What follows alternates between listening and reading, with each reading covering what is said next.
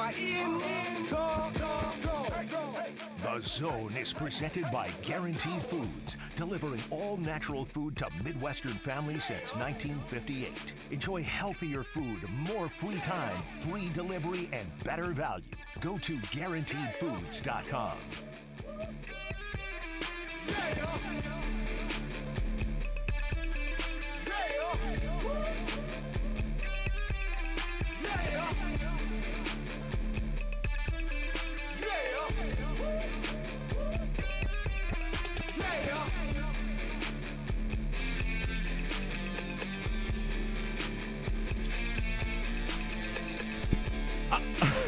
All right, it's a Thursday edition of The Zone, right here on Sports Radio 810 WHB. We'll talk with Matt Lane coming up an hour from now. Chiefs press conferences coming up about 11:45, 11:50 or so. Sports or Leisure at 1 o'clock. Washington has a football coach. Did you see They that? do. They do. I saw that. You want to let the people know who it is? I guess Well this will shake known. up the NFC East. It's shaking some things. Dan Quinn is taking the last job on the head coaching carousel. They go from Ron Rivera to Dan Quinn. That's crazy. I didn't think Dan Quinn would do interviews until after the Cowboys were done playing in the Super Bowl. But I see what you did there. I see what you did there. We'll also let you know about a really cool thing you can get from Nyco Sports coming up at about 10:45 or so. Limited edition, these fully licensed, full-size licensed footballs for the Chiefs winning the AFC Championship game, fully embossed football. They've made a number of these. They have. I was telling Dylan over about the them last this morning. 5 years. Yeah, I was like, well, you know what? This isn't our first rodeo. No, it is not. It's the fourth one in 5 years. There have been AFC Championship footballs. There's been a couple of Super Bowl footballs. And let's hope there's another Super Bowl football on the way. All right, 913-912-4810. That's the text line, 913-912-4810. We'll hear from the Chiefs today. Andy Reid, Patrick Mahomes, and players will be at the podium because it is the NFL and Super Bowl weeks. They'll be taking off for Vegas coming up this weekend.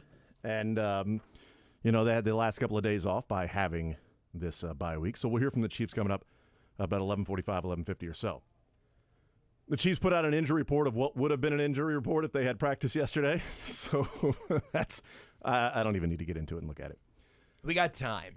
A lot of time on our hands. A lot of time. So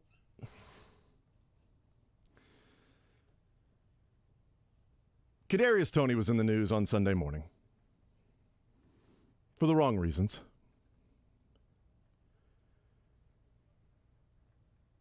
He was a full participant in the made-up practice, but it was also listed as personal. Uh-huh.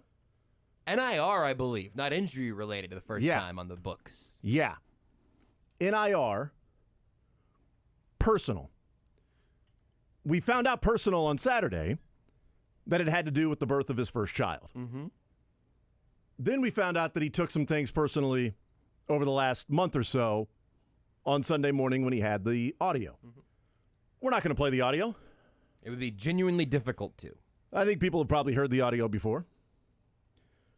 Now, Cam Newton has been in the news for his takes on Brock Purdy. He's been in the news with his podcast and dressing like the Mad Hatter. Quite literally with all the different hats that he wears. One of the things that his podcast came out yesterday, and I want to play this clip from Cam Newton, who started his podcast talking about Kadarius Toney. And later on, outside of this clip that we're playing, which was about 8 minutes of him talking, cut down to as much as I thought was the meat and potatoes of the whole thing, he goes on and also talks about, after this clip, about how he was saying, speaking from a first person, saying, look, I'm okay with the fact that I'm not playing. You know why? Because I know it's because I'm not good enough. I know it's because somebody said you're not good enough to play. It's not because I was an idiot. it's not because I had a domestic violence, DUI, drug problems, bad teammates. Somebody looked at me and said, "You're not good enough anymore." And he goes, "And I can live with that. That's okay. I know that I can't be playing right now. Not that I could be, but I'm a knucklehead. I'm an idiot." That's what Kadarius Toney might be facing very soon. You know he can play. We know he can. I think he's one of the best punt returners in the NFL. If, for nothing else, he could be on a roster to return punts. Totally. He's really good at that. I don't think he will be on a Chiefs roster moving forward. I don't think he should be. I think he should already be cut. I think that should be the message sent to the team. You're not messing with trying to win a Super Bowl. You messed with on Sunday morning trying to win an AFC championship game because you made it about you. This team's talking about the camaraderie, how much they love everybody, kumbaya. And he's out there talking about they're making things up. I'm not injured. You can do some certain things. Find out what's really going on. Let's do it. Let's find out what's really going on. So Cam Newton, our Change podcast that he does, talked a lot of the podcast about Brock Purdy and him defending his take on Brock Purdy and saying, I said he was a game manager. I didn't say he sucked. Game managers can make plays. Mm-hmm. Because they threw the clip up there of Jason McIntyre going, hey, Cam, that scramble by Brock Purdy, was that a game manager scramble? Or he's like, yeah, game managers can scramble and make plays from time to time. Yeah. And I'm not sure Jason McIntyre with his Chiefs are going to get blown out.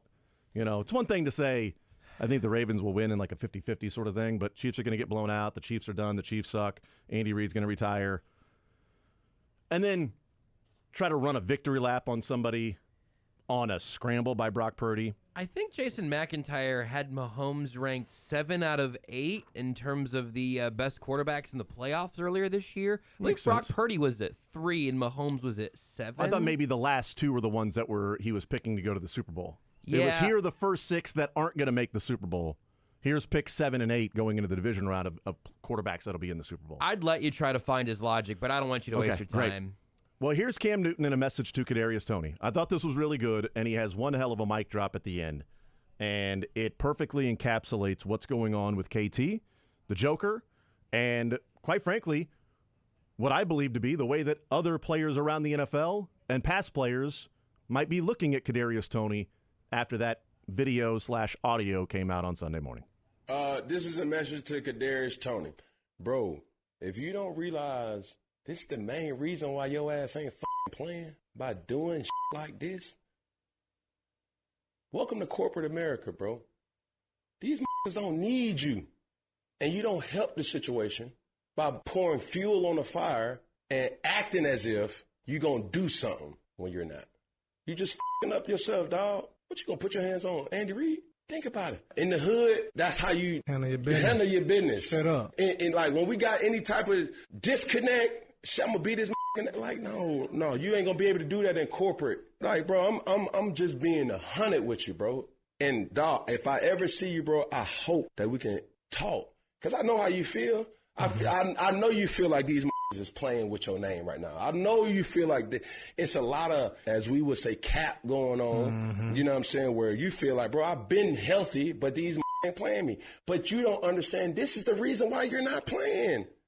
By doing all this extra I think you should take a different approach next time. Because if you feel that they're playing you in a manner that you don't feel, this ain't the way to do it. There's other ways to do it. This ain't the way to do it. He been in the league long enough that I'm guaranteeing like that was on his player card, meaning like people knew that this was the type of player that he was. You know what I'm saying? Hey, great player, great talent, but he got a lot of back. Mm-hmm. I don't know. We've all had those type of players that's like, bro, he alienated. That's not him. But it ain't no reason to shun him away because he can help the football team. We've seen him help it. Not in this year where he's been the villain, the offsides, the drop passes and things like that. You don't, bro. There's an old saying and I always say, when the shit gets bigger than a rabbit, you got to kill the rabbit. Kadarius, Mr. Toney, your shit is becoming bigger than you. That's a hell of a mic drop by Cam Newton. That's a hell of a 2 minutes.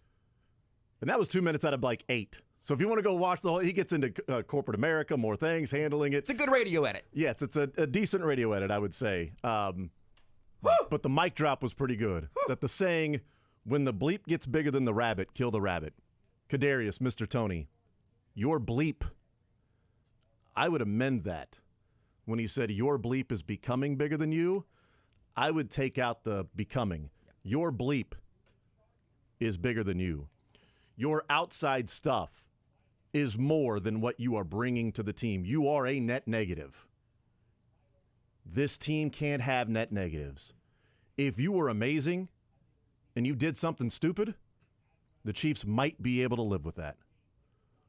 What have you done to say you are indispensable? Because here's the thing. The real indispensable players don't do this stuff. If you're this stupid to do something like this off the field, then you are dumb enough to not know what you're supposed to do on the field.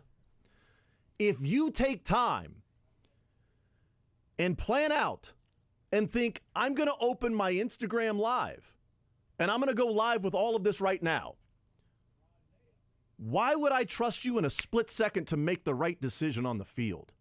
If your processing can't figure out this is a mistake and the wrong move now, after having weeks of you're on the injury report, the day of the AFC Championship game, hours after the birth of your first child, that you thought this was the right tack to take, I can't trust you on the field. How could you? How could you? How could you trust him as a teammate?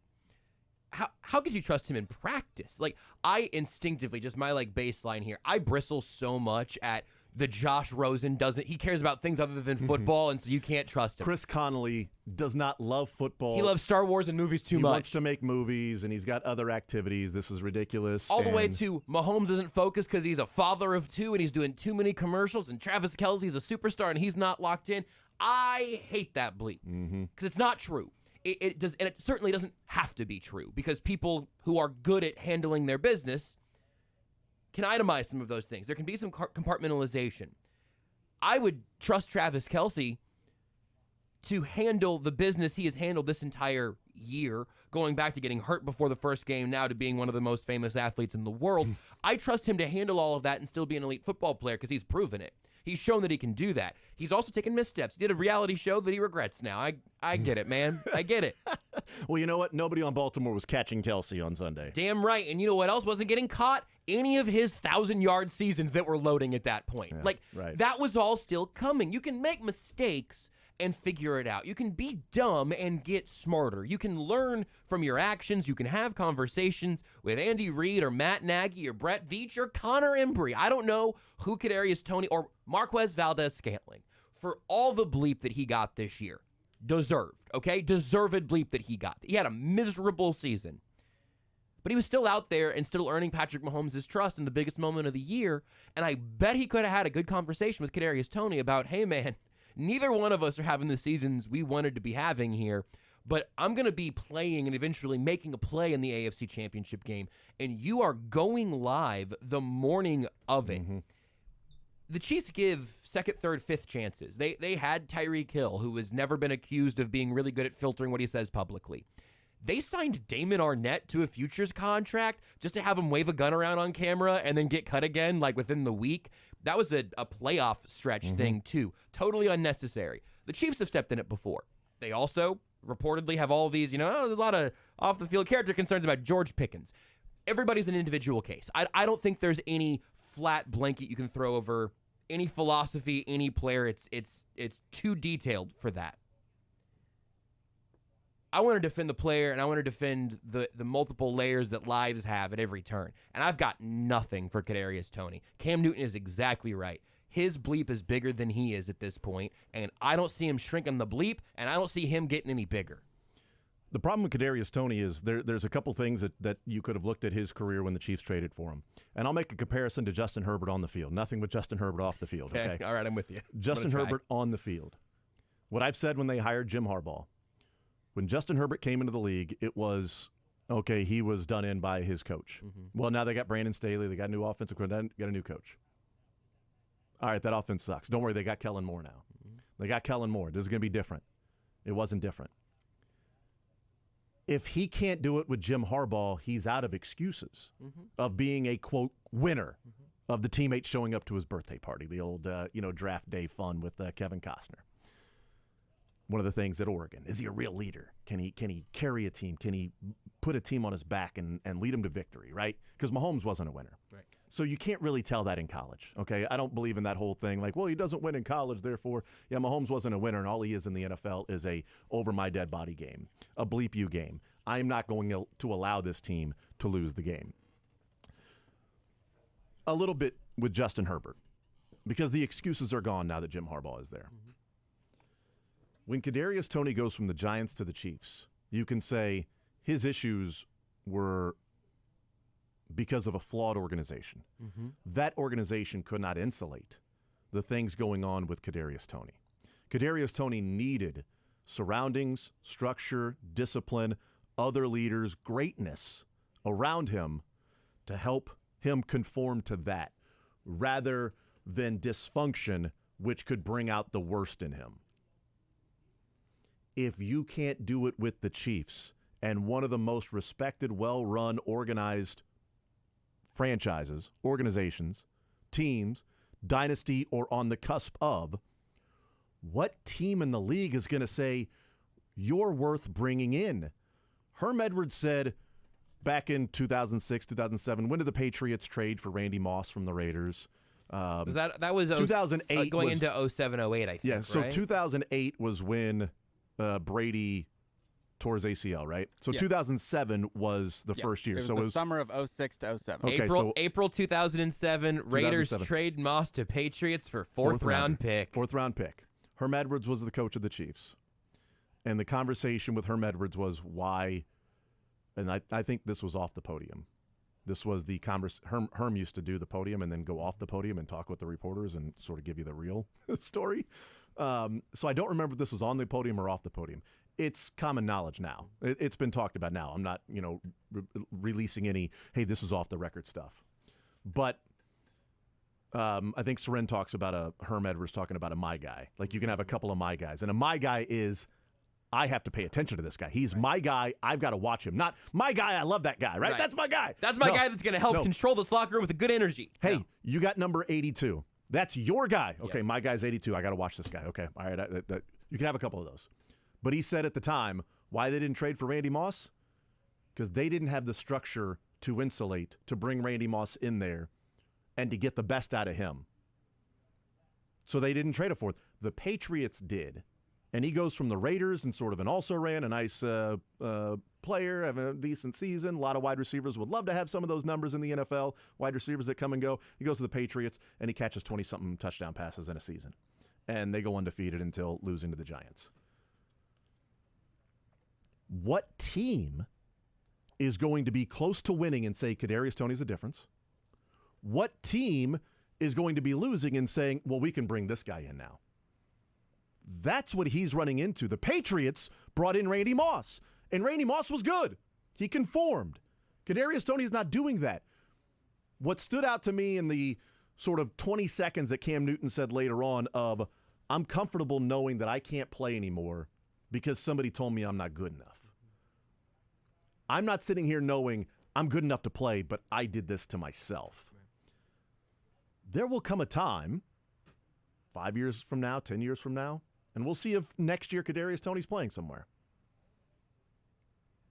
But if he doesn't, if this is where teams go, I'm sorry, man, the juice is not worth the squeeze, your bleep is bigger than you, then there will be a time when he'll look back and go, man, I could be making $2 million this year. I could be making $3 million this year. I could be doing this. I could be doing that. I should be playing right now. I know I'm good enough to play. How did I let that get away? I want to make a comeback. I want to come back. Nah, no, thank you. You've been out of the league for a couple of years. We don't trust you then when, your stuff was too big for your ability. Is your ability still there? I don't know. That's the problem now is when you do this with the Chiefs, other teams going, well, how are we going to get the best out of them? If a winning team with the culture you already mentioned and adding in the layer of having the most maligned wide receiver group in the NFL this year. You had the quarterback and the coach and the opportunity. The Carolina Panthers this offseason might look around and say, man, we really need somebody with some juice in this offense. How far are they going to get before they say maybe Kadarius Toney's the answer? Because Kadarius Toney, again, in the best surroundings, but the best circumstances, was a net negative for this team, and then continued to be a net negative, inactive on the morning of the AFC Championship game away from the team. I don't know how you can overcome that. That his performance this year did not give you any reason to even take on that battle, much less to take on that battle knowing what the return is. Why would you do that? Who would you trust to be in a better situation to do that than this Kansas City Chiefs team? There's no argument for it. The talent is there, but the production isn't. And the mentality isn't. 2 strikes is too many. Yeah. I don't think you can overcome that. Because the talent is one, the production and bleep off the field, those are 2 different things. Right. The 2 is outweighing the 1. You can be really talented and really productive and get away with a lot. You can be really talented and have some stuff off the field, and they're, oh, well, your production, we'll see if it gets. That's going to be the thing that ultimately judges you. You cannot zero out in 2 of those categories. Oh, man, well, the potential, man, if Kadarius Toney was coming out of college all over again. The other thing that if I'm a scout of another team or GM of another team, it's not even just Kadarius Toney not producing in the receiver room that he was just in. It's the Chiefs' offense that made Tyreek Hill a Hall of Famer. I mean, he would have been, you know what I mean. Yeah, that utilized Tyreek Hill in a way that will make him a Hall of Famer. That went and traded a draft pick from McCole Hardman because they missed speed and quickness in their offense. They had Kadarius Toney, and they said, give us anything else. We'll have MVS and Sky Moore run those jet sweeps when they're out there. It feels like on every level a career ender. And I hope he eventually hears that from Cam Newton and from a former MVP and can hear that going like, oh, no, this will be the end of the career and it will be my fault. And maybe that's something that will stabilize it a little bit. Honestly, if he has a rejuvenation, I'd rather it be on the Chiefs than somewhere else. I don't think it's going to be anywhere else, and I don't really think it's going to be with the Chiefs either. I think the Kadarius Toney story is just about over. Do you find it coincidental the hip injury is not listed there anymore? I don't. I saw the estimated report yesterday, and I saw NIR personal, and I thought, no hip. I don't know. I've got a couple of guesses as to why that change could have been made, but I don't think it was coincidental. We'll take a timeout. We'll come back. We'll continue rolling. I do want to get into Cynthia Freeland wrote at NFL.com the top underperforming and overperforming units on the season. From what she expected them to be to how good they ended up being. We'll talk about some of those. And then I do want to get into at some point, maybe today, maybe tomorrow, but if we think Lamar ever gets to a Super Bowl, and I want to bring it up from the scope of Tom Brady being a real selfish prick when he played to keep other quarterbacks from going to Super Bowls. And right now, Patrick Mahomes is a real selfish prick. 4 out of 5, times outside of Tom Brady that he's keeping other Tannehill, Josh Allen, Joe Burrow a second time, and now Lamar Jackson. Like he's keeping 4 different quarterbacks from going to a Super Bowl so he can go to another one. So selfish. What a jerk. I'm glad he's my jerk, though. We'll take a timeout. We'll come back. More Zone next.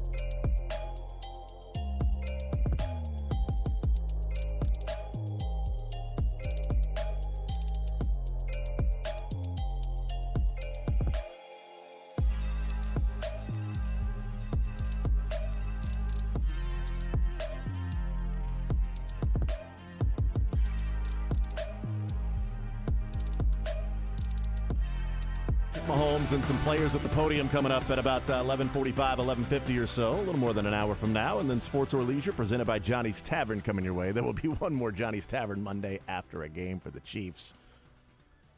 A week from Monday.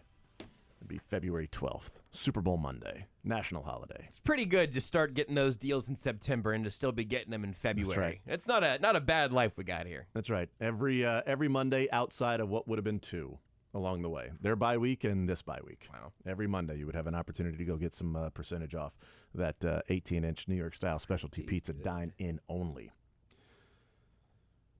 Does Lamar ever get to a Super Bowl? Let alone win one. Somebody's not gonna. Does he ever get to a Super Bowl, let alone win one? Do you know how many, since Tom Brady took over for Drew Bledsoe, do you know how many non-Tom Brady, from the time he took over from Drew Bledsoe and then he left for the Bucks? Let's just say time he took over from Drew Bledsoe and then beat the Rams. Because the next year is when Patrick Mahomes took over. So how many non-Brady AFC quarterbacks just made a Super Bowl? I'm not trying to count, but I think it's Dylan, you can weigh in here. Come on. Dylan knows the answer, so let me go first. Dylan, he just said yes. I'm gonna say 4. Which 4? Is it 4, Dylan? He's saying yes. Yeah, right. Roethlisberger, Manning, Flacco, and somebody else. It's the one between the 3 Super Bowls that he won, 3 of the 4. May have been a Chiefs quarterback at one point. Maybe the last time the Raiders made the Super Bowl. Oh, holy bleep. Yeah, why I forgot about that Super Bowl. It's his name is on one of the clips that we may play today. I wasn't even looking at that. Yeah, Rich Gannon. Rich Gannon, that's right. Holy bleep. That was after Brady took over. Yep. Yeah, it was. Brady won. Man, I then fully Rich have Gannon. Rich Gannon in a pre-Brady bucket. Yep. That's crazy. Then Brady. That was Raiders Bucks was 2004? 2002. 2. Okay, good. 2002. Yeah, 4 was... Yeah, because the Patriots won after 9/11. Yeah, all right. And sort of they came out of nowhere. This is amazing. What a great story that the Patriots are the ones that win in February of 2002. Right. Or was it January at that time? I can't remember. Doesn't matter. I think it was just first week of February still, right? Doesn't matter. Yeah. 4. Peyton went to 4 and won 2. Big Ben went to 3 and won 2. Flacco went to 1 and won 1. And Gannon went to 1. Tom Brady went to 9, and those other quarterbacks combined went to 9. What? That stinks. That's crazy. He won 6, and those other quarterbacks combined won 5. Unreal. From the time he took over from Drew Bledsoe. And I bring that up because Brady was there so often that the only other ones that went outside of Flacco and Gannon that year were Hall of Famers. Yeah. It was Peyton went to 4 of them. Big Ben went to 3 of them. So there's 7 of the other possible 9 outside of Brady's.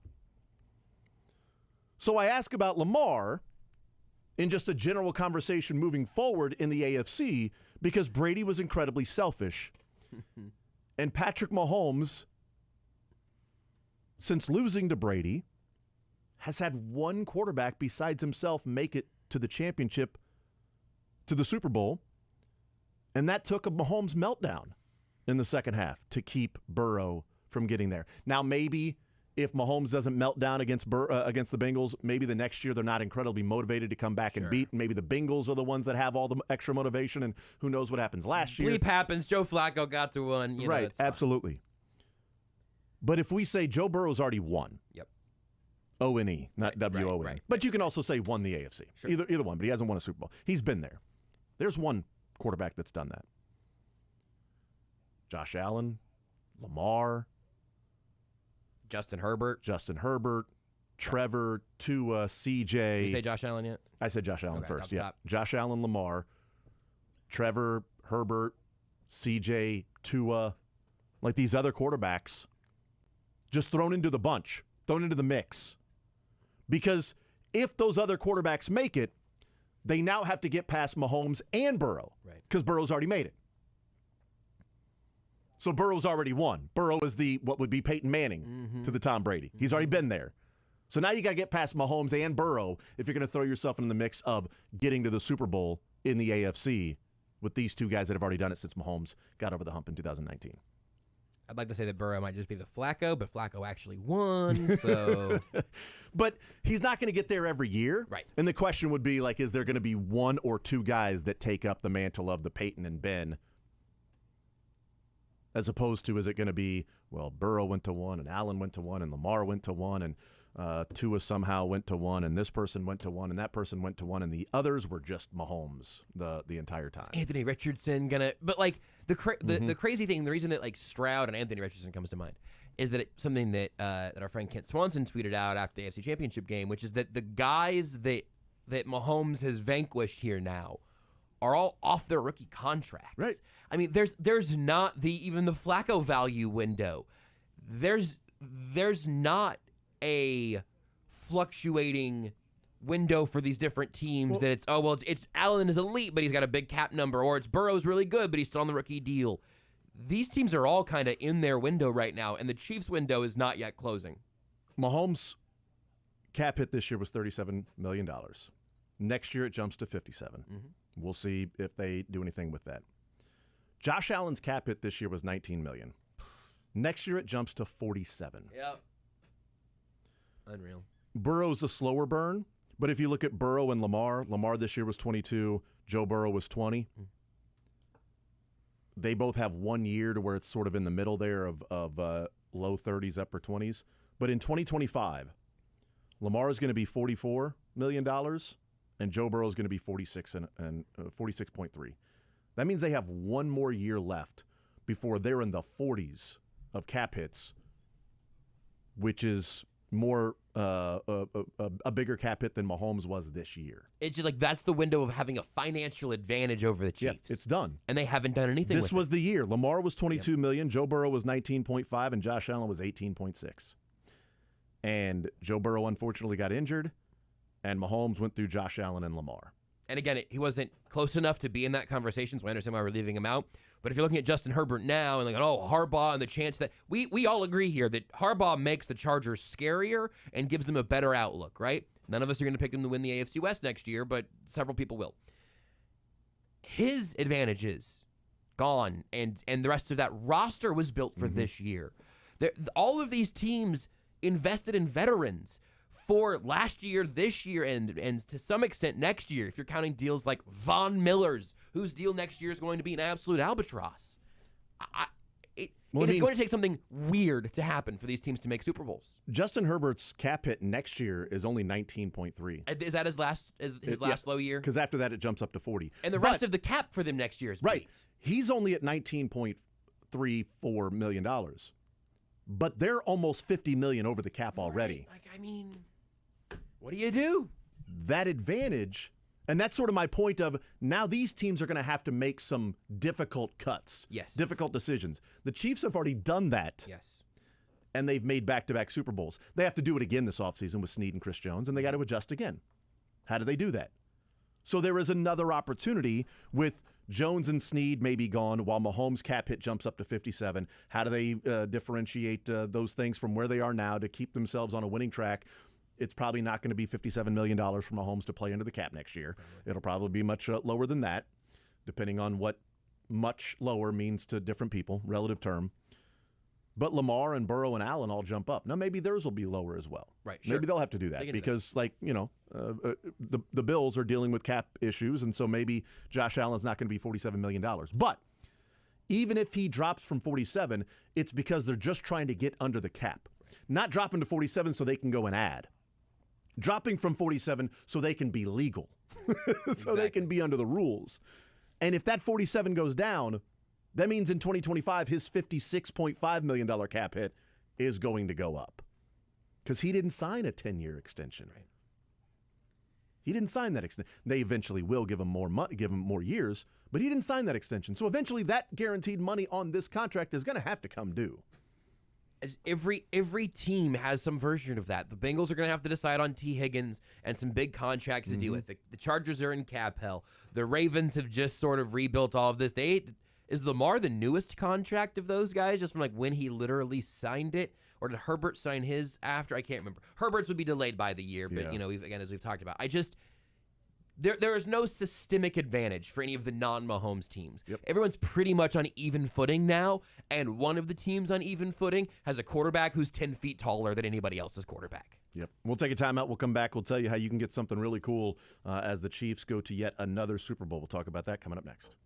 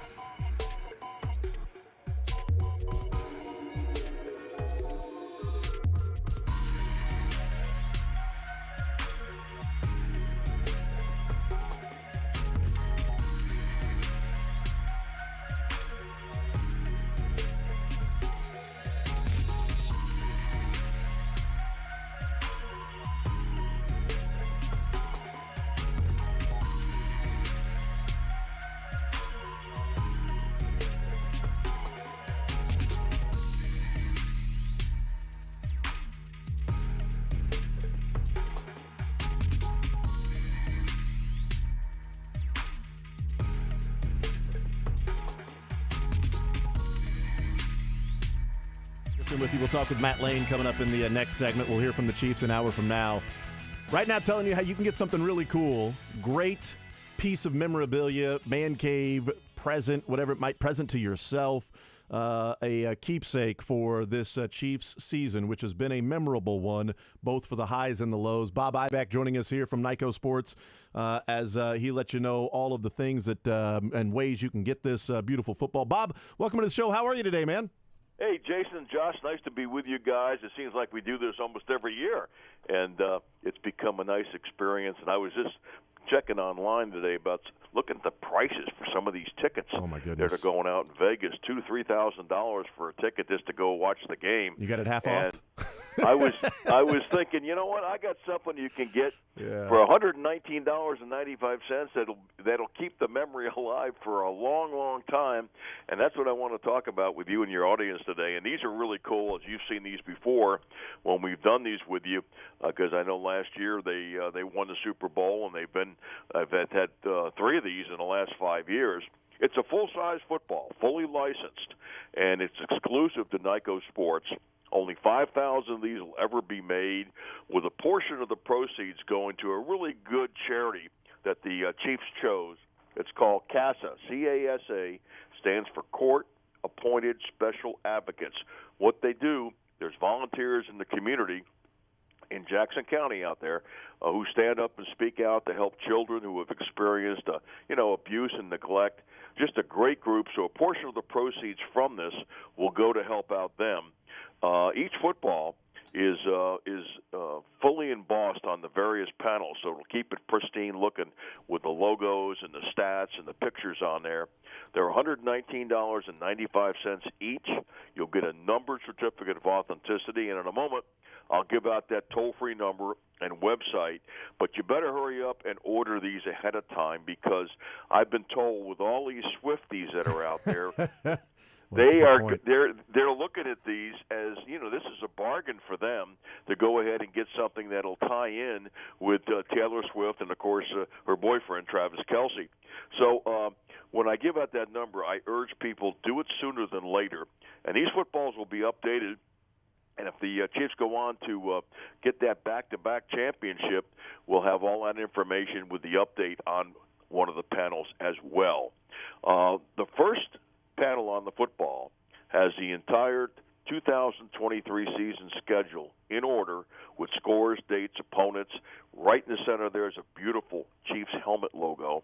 The panel right below that has stadium history, the official Super Bowl Roman numeral logo for Super Bowl 58 right there, the AFC logo, and championship history for the Chiefs. Will have listed there their 3 previous Super Bowl titles, their other AFC titles, and more. So you have all that information there. And then the bottom panel is really a favorite of mine, because it has action images in color and their stats for quarterback Patrick Mahomes and tight end Travis Kelce. And that's very historic, because Mahomes now has 14 playoff victories, leads all active quarterbacks. And, of course, Kelce just set the record against Baltimore with the receptions for most receptions ever in postseason history. So all that information will be on this football.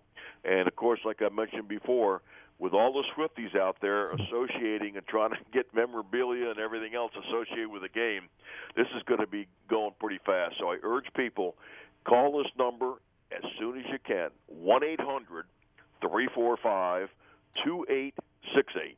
That's 1-800-345-2868, or go right to NycoSports.com. You won't get left out.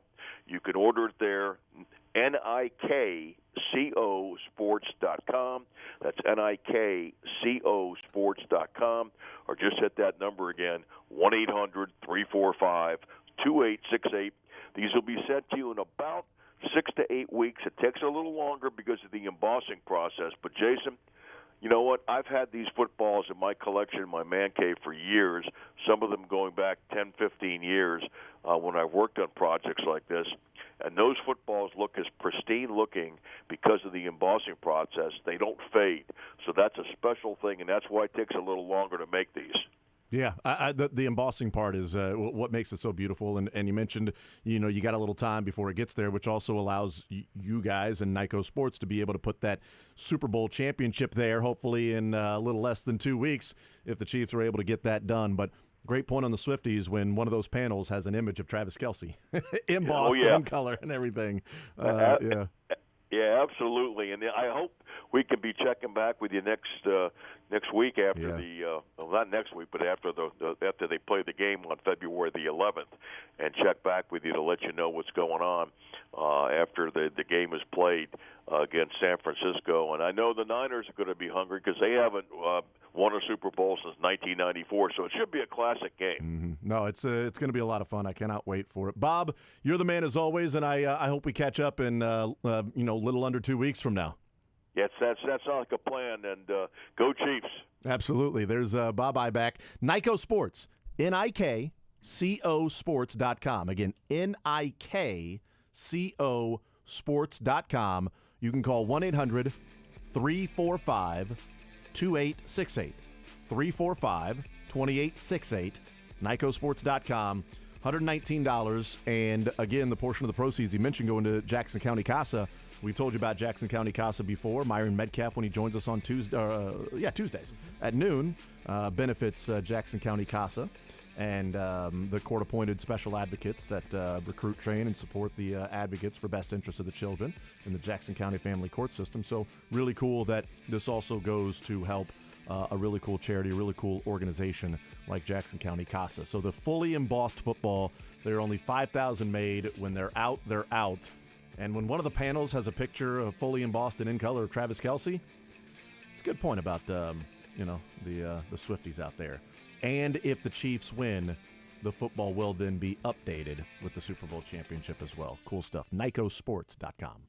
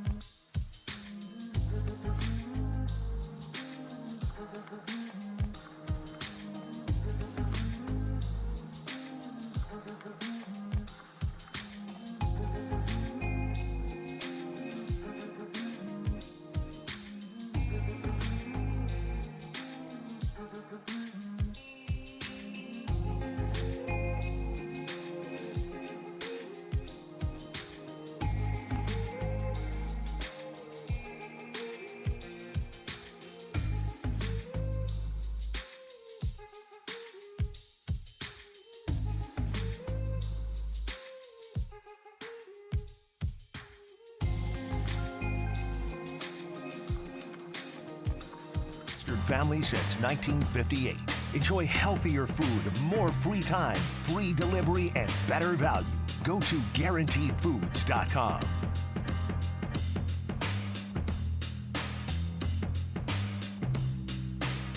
All right, hanging out on this Thursday edition of The Zone. We'll talk with Matt Lane right now, KC Sports Network, kcsn.substack.com, joining us here in The Zone. We'll hear from the Chiefs coming up later on this hour. Matt, welcome to the show. How are you, sir? I'm doing pretty good. Thank you for having me on. It's been a nice little week as we get ready to cover yet another Chiefs Super Bowl here in, I guess, 2 weeks from now. Yeah, not too bad. How was Dallas? How was the practices and the great coverage you guys have down there with the Shrine Bowl?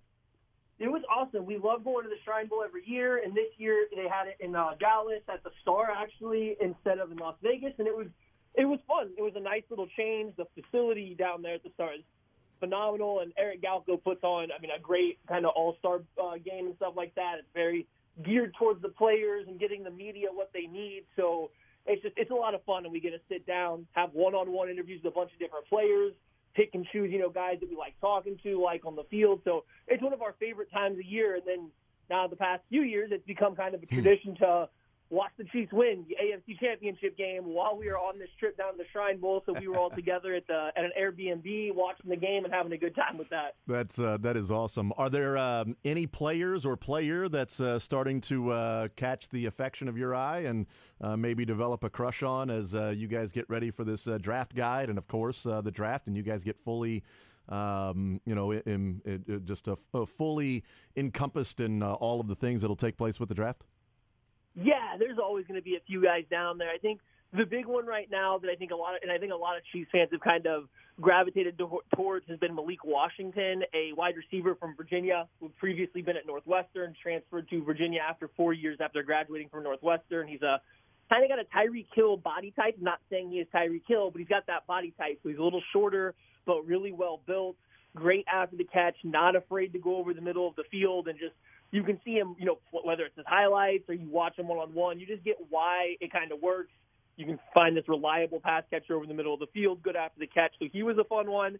And then Christian Boyd from northern Iowa, he blew up in Blue Springs, defensive tackle. And he actually was a local guy, big Chiefs fan, and not many people probably had watched or, paid that much attention up until this point of him. And he was phenomenal down there. He might have been, the best defensive player on either team during the practices leading up to the game. So I think Chiefs fans will remember Colin Saunders impressing at the Senior Bowl a few years back, winding up on the Chiefs.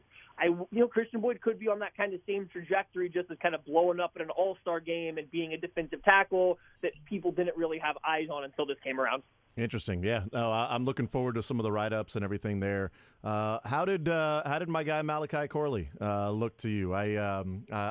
My wife's a Hilltopper, so I've watched WKU a lot over the last couple of years, and I'm not saying he is Deebo Samuel, but if there was a Deebo Samuel in the draft, I think it would be him. How did he look to you, or was he sort of just blending in, or a possibility that he could be somebody making some news? He's actually down in Mobile at the Senior Bowl. So Great. Yeah. How did you see him from miles and miles away? No, it's okay. We've had a little bit of time. I've been watching the practices that they air on NFL Network and stuff like that. So I do have. So yeah, he's looked good because here's a guy that mostly played running back leading up so recently, and now he's kind of switched to wide receiver. So he's definitely a yak guy in the.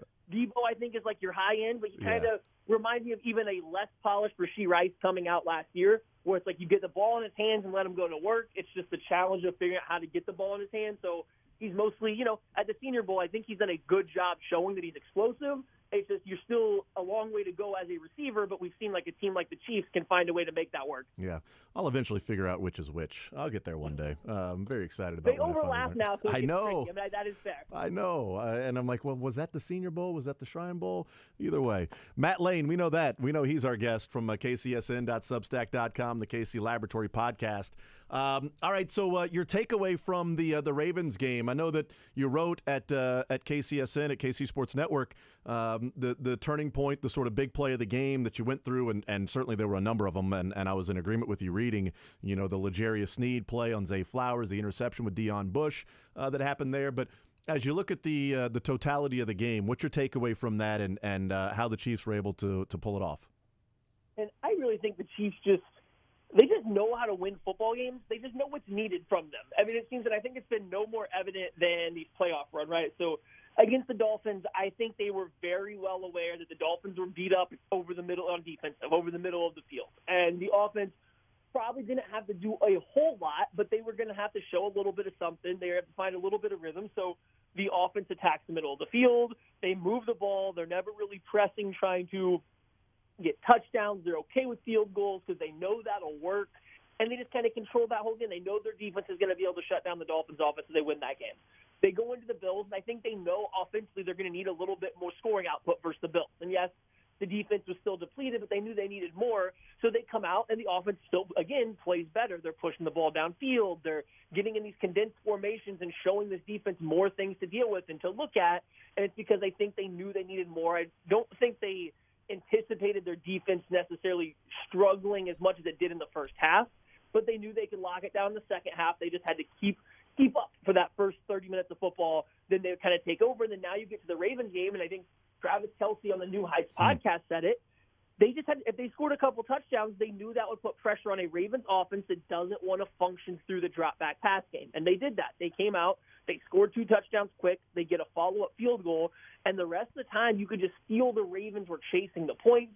The Chiefs defense played great, and even the couple times that the Ravens offense moved the ball down the field, they get 2 turnovers, in or near the red zone, just because the Chiefs defense was being very opportunistic. They were letting the Ravens come to them, starting to make those plays down the stretch once the defense got tired. They just know how to win, and I think that's a huge part of having success in the league anymore. People have talked about the Ravens' lack of running the football, and why didn't they run the football? Why didn't they run the football? And I guess it's a point of contention because the Ravens didn't put points on the board. But if you're saying they should have run the football when they decided to call the passing play that ended up being an interception down the middle, or should have run the football instead of throwing it to Zay Flowers, to get down to the half-yard line. I mean, they drove the length of the field a couple of times, but as you mentioned, the Chiefs were opportunistic. How much do you think the Chiefs' offense in the second half was playing complementary football and not needing to maybe take some risks or do some things that would be problematic, potentially problematic, that would set up a short field for the Ravens? And how much do you think the offense was just simply stymied by the Ravens' defense, that if the Ravens were to score with Zay Flowers' dive, or they don't throw the ball to Isaiah Likely, would the Chiefs' offense then be able to respond and get something going? Or was the opportunistic defense really the reason they end up winning this game, and the first couple of drives in which the Chiefs put together brilliant drives, made plays, and that ended up being enough? I don't want to take anything away from the Ravens defense. I think they had some excellent adjustments and some really good stuff to throw at the Chiefs. The Chiefs offense, even just on the basics, they weren't executing it very well. And again, a lot of that goes to the Ravens defense. The Chiefs had more success just running their basic plays versus the Dolphins and the Bills. So I don't want to take anything away from the Ravens defense. That said, I think it came pretty clear midway through the third quarter that the Chiefs offense wasn't taking it easy, but they were more worried about not making a mistake. They were more worried about playing conservative, not giving the Ravens a short field to capitalize on, because to the point that we talked about earlier, they got that early lead, and they knew that was going to make the Ravens press a little bit. That got the Ravens out of a more run-heavy script, and they probably should have ran more, even though it was a 10-point deficit. I think the Chiefs got the game script they wanted, and then offensively, I do think they took their foot off the gas, not in a, okay, we have this game wrapped up, but more so they're just not wanting to give the Ravens a chance to make a big play. Everything was very calculated. They were thinking about every play call, every part of the play. So, yeah, if they needed to turn it up a little bit more, I think you could have seen them get more aggressive. Now, if that would have resulted in points for sure, we won't know because we didn't see it. Obviously, the first 2 drives went pretty well for them. They were getting stuff done. The Ravens adjusted. I think the Chiefs continued to try to put up points. When they realized it wasn't going to be as easy as it was to start the game, I think they started worrying a little bit, paying more attention to just making sure they controlled the ball, making sure they didn't shoot themselves in their foot. So I think there's another step there this offense still had left in them that they just never really needed to bring out in this game. Matt Lane is our guest from KC Sports Network. I want to hit on one more thing on the Ravens offense and Todd Monken, whether he ran the ball enough or didn't run the ball enough, or they abandoned the running game, or they panicked in the moment. I think Steve Spagnuolo's game plan was absolutely brilliant. Lamar Jackson has struggled all year when blitzed on third down. He's got the second lowest completion percentage when blitzed on third down. When not blitzed on third down, I think he leads the league in completion percentage. Spags was bringing the blitz. Lamar Jackson has one of the highest completion percentage in intermediate passes, 10 yards to 19 yards. They didn't attempt to throw intermediate pass in the first half, or complete a pass, whatever it was. There was a stat out there to where they just simply were not attacking that area. So my question to you is, when you watch that game and maybe watch back and see some other things that take place, did Todd Monken just simply abandon the run, or was Steve Spagnuolo's plan that Todd Monken was then trying to adjust? Because we talk about the adjustment to the adjustment. That Todd Monken was adjusting to what the Chiefs were doing, which certainly seemed to be, Matt, we're going to try to take away the run, keep Lamar in the pocket, and make him beat us with his arm. So if we're going to do what we can in early downs to stop the run, wouldn't it be advantageous for Todd Monken and the Ravens to pass the ball early to try to take advantage of whatever personnel grouping the Chiefs are in? Did Spagnuolo force the hand of Todd Monken, or did Todd Monken fold under the pressure and panic because they were down early and then down by 10 points in the second half? Both. I think the answer is both to that. I think to come out and starting out kind of the game and stuff, I think the Chiefs had a good plan. The Ravens, their one drive where they scored points, they got their touchdown. It was a 4th and 1 QB power run that the Chiefs just didn't get lined up on and then left a huge gap. And so that was a big play. And then there was Lamar Jackson spinning out of what should have been a sack on a blitz. And then he finding Zay Flowers for a touchdown, right? So 2 broken plays lead to their only scoring drive early on in the game, and everything else to start the game. I think the Ravens defense was just kind of caught off guard a little bit. I think they made Lamar Jackson feel uncomfortable with showing blitz, bringing blitz, rotating coverages, playing all these different things, giving so much just bland, but like they hit it, but just running basic cover 2. And it just seemed like it really was catching the Ravens a little off guard. And so the Ravens, are trying to – we saw it against the Texans. They just want to get to halftime, and they'll go in and make all their adjustments. But to start the game, I think the Chiefs just had a really good game plan against the Ravens. And now they did overload versus the run anytime the Ravens came out, which wasn't often. But when the Ravens did come out in 21 or 12 personnel, the Chiefs would match not only with their base, a little over half the time, but they would also bring extra guys into the box and say, hey, Lamar Jackson's going to see this. He's going to want to hunt for a big play downfield because he doesn't want to take a 5-yard pass if you're giving him the option to throw it deep. That's just not the kind of quarterback he is. And I think they challenged him to do that, and he didn't rise to the occasion. And so it was just a good game plan, a good back and forth. I think Steve Spagnuolo clearly had the right buttons pushed against this Monken offense, who never adjusted, I think, the right way. I thought coming out of halftime, they would come out and try to lean on the run even more and really control the ball, and they didn't do that. They just continued to throw, and it wasn't until the Chiefs more or less got tired along the defensive front where they could no longer blitz as often as they could that Lamar Jackson started to feel comfortable. He started having 3.5, 4 seconds to throw the ball. Then they started throwing all these little shallow routes as the Chiefs were giving up the short stuff. So good job by Steve Spagnuolo. Another excellent game plan. 3 in a row this playoff period. Not only is it a good game plan, but he just always seems to have the right read on what the opposing offense wants to do and how to take it away. And so far, only the Bills have been the only team that has been able to play, left-handed, so to speak. Yeah, and the first play of the game I thought was pretty interesting, going back and watching some of that and watching the all-22s and some of the game in the condensed version. The first play of the game, Lamar Jackson lines up and the Chiefs line up, and the Chiefs then, adjust their defense, and they move over to the left side of their line, the right side of the Ravens. And when they do that, Lamar Jackson looks around, and it almost looks like, do I call an audible here, or do I stay with the run? And he stayed with the run, and the Chiefs moved and shifted exactly where they were running the football. It ended up being a 1-yard run for Justice Hill. Like, the Chiefs moved and shifted everybody down to the left side of their line. And the Ravens ran to the right, exactly where the Chiefs shifted to. And at that point, I'm like, all right, the Chiefs have an idea of what the Ravens are doing here. Now, this is only one play. It's the first play of the game. But the first play of the game, they were like, they're doing this. All right, let's shift down here. This is what we think they're doing. And Lamar Jackson, it almost looked like, well, it's early. I'll stay with the plan. I'll stay with the play. And I wonder if even early on there was some sort of a, getting in the head of like, oh, wait, they knew exactly what we were doing there. Now what?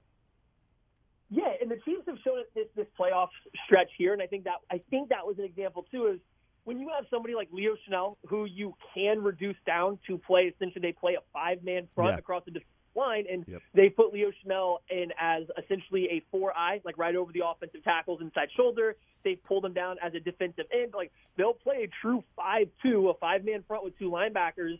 And so I think what they did was they shifted over some of the D-line, but I think Chenal stepped down, if I remember correctly, and just I think that look, I'm not saying it confused Lamar Jackson or the Ravens, but to your point, it was almost like he kind of knew that they shifted into the play, but it's the first play of a scripted play, which, every team's going to have some. You don't know if you want to come out and kill the very first play call that your coach has been planning all week, right? When you get to the line of scrimmage, you don't know if you want to kill it. And so whether it was great advanced scouting by the Chiefs to know in that formation of that personnel group, the Ravens really want to run to the right side of their line because they really do some funky stuff with their offensive tackle, their rotating offensive tackles, or if, they just happen to get the right call at the right time. But whatever it was, that right there, I think, kind of set the precedent. Okay, the Chiefs are going to do some stuff that the Ravens aren't exactly ready for, and you don't know how well they're going to handle it. I don't think Lamar Jackson handled it well at all in the first three quarters, and it wasn't until, I think I said, the Chiefs got tired. Losing Charles Omenihu hurt a ton, and now all of a sudden a defensive line group that's already going to be tired from chasing around one of the most athletic quarterbacks ever now is one man down. They're, second best one-on-one pass rusher down.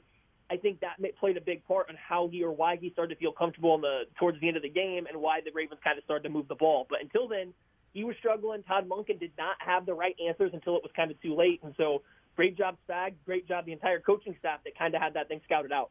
Yeah, that one play, and I'm looking at it again because, as you talked about, they've got their alignment, and then they shift. They bring Drew Tranquill up to the line of scrimmage. Like, he's on the line of scrimmage next to George Karlaftis. Justin Reed is lined up right behind him. Nick Bolton slides over and is lined up across, like right behind Karlaftis, but across from the right tackle. And Leo Chanel lines up, essentially right over the center. So they are so far stacked to the left, exactly where the Ravens are running it. And they stayed with the play, and it was a 1-yard gain, and Chanel got there, and Reed got there, and Tranquill helped, set the edge. And it was like, no, we know what you're doing. And they went right there and still ran with it. I asked this question in the first hour because, I'm sort of comparing it to Tom Brady and his run since he took over for Drew Bledsoe. Only, 4 other quarterbacks even made a Super Bowl until Patrick Mahomes did in 2019, that being, Peyton Manning, Big Ben, Joe Flacco, and then Rich Gannon early on, a couple of years before Rich Gannon ended up retiring. Does Lamar make a Super Bowl in his career? If we're looking at, Patrick Mahomes being as selfish as Tom Brady is about making as many Super Bowls, and Joe Burrow's already made one.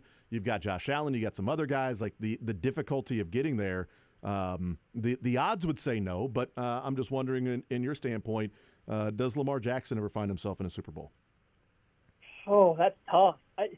On one hand, it's really hard to say, no, because he's such a good player. It's a very trustworthy team in terms of retooling, getting better, finding an identity, right? The Ravens have certainly earned the benefit of the doubt there. So it's really hard to say no, but then you start thinking about, okay, Mahomes is always going to be in this picture. I think at this point we can comfortably say, hey, if you have to play Patrick Mahomes in the playoffs, you're most likely going to lose, right? That already presents one significant challenge. Josh Allen is always going to be there, and while he has not had the same success as Patrick Mahomes, he's played better in the playoffs than any other of these AFC quarterbacks, really, besides Mahomes. Then Joe Burrow and the Bengals, they've gotten to a Super Bowl. That's still a talented team. Yep. The Ravens, and then now you have all these other teams, any team that may be retooling, whatever, the Colts, the Texans, like these teams that have rebuilt their team and have looked promising this year. So I don't know. I mean, I might start to lean towards no, just because I think the problem with Lamar Jackson, I think he's great in the regular season when teams are making game-specific game plans week by week, but they're not selling out. They're not just changing everything and playing entirely off their tendencies. You kind of wait till these must-win games in the playoffs, and I think we've seen throughout Lamar Jackson's playoff career when teams can do that, when teams can scheme, where teams are willing to scheme everything around just making him a pocket passer, the results haven't been good for him. I mean, he hasn't won a playoff game when the opposing team has scored more than 13 points. And, it's not a huge sample size, but we're now up to 4 games. Yeah. There's 4 games where he's essentially had to his defense has allowed more than 13 points, and he's lost them all in the playoffs. His play does not necessarily elevate in the playoffs, and that's what you were hoping for out of a quarterback. So if I had to bet one way or the other right now, I'd probably lean no, just because of how stacked the AFC is and how I think it's a little bit easier in a one-game sample size to slow down Lamar Jackson and make him change how he wants to play. Matt Lane is our guest, KC Sports Network, kcsn.substack.com. What's the impact of no Charles Omenihu, who was out for the Super Bowl? I think it's pretty big. I've been going back and forth with this. I mean, I think the Chiefs, compared to some years prior, are better suited to handle losing, again, who I think is their second best one-on-one pass rusher because George Karlaftis is right there, right? It's clearly Chris Jones, then Eileen Omenihu as a pure pass rusher with George Karlaftis just behind him. Losing Omenihu hurts. It's nice to have Karlaftis right there behind him making the strides he has this year, but Omenihu coming back to this team and then getting into game shape as Chris Jones got into game shape significantly changed how they can do it. They no longer have to blitz as frequently. They no longer have to rely on just Chris Jones or just this or just that to get pressure. There's a lot of options. And so losing him right before this game against a 49ers team that you are going to want to get pressure on, that's where Brock Purdy obviously starts to struggle, as any quarterback does. I think it's a pretty big situation, especially because you lose that outside-inside pass rush flexibility, and the Chiefs' defense is designed around getting Chris Jones the one-on-one matchup he wants. Well, when you lose Omenihu, who you do have to pay attention to, you put him head up over a guard, you can't just say, okay, here's our less athletic guard, go block him one-on-one with zero help, and we're not going to worry about it. But now if that becomes a Mike Dana, if it becomes a Malik Herring at FAU, that's a different level of comfort an offense is going to have. So I think that the impact could be relatively large, and it's going to put a lot more pressure on George Karlaftis and Chris Jones to make themselves felt in the game, because they don't have that third guy that's really going to strike fear in an opposing offense. Matt Lane is our guest. Last one for you, Matt, before we let you go. We won't talk to you before the Super Bowl, so I'll see if you've got an early feel on what happens if you have a prediction. You don't even have to give us a score because, again, it's like, still 10 days away, but just a thought on what you think may happen in the game. I won't have a score or anything like that, but I feel pretty good. I feel actually really good about this Chiefs matchup with this 49ers team. I think the 49ers run defense has been very shaky this year.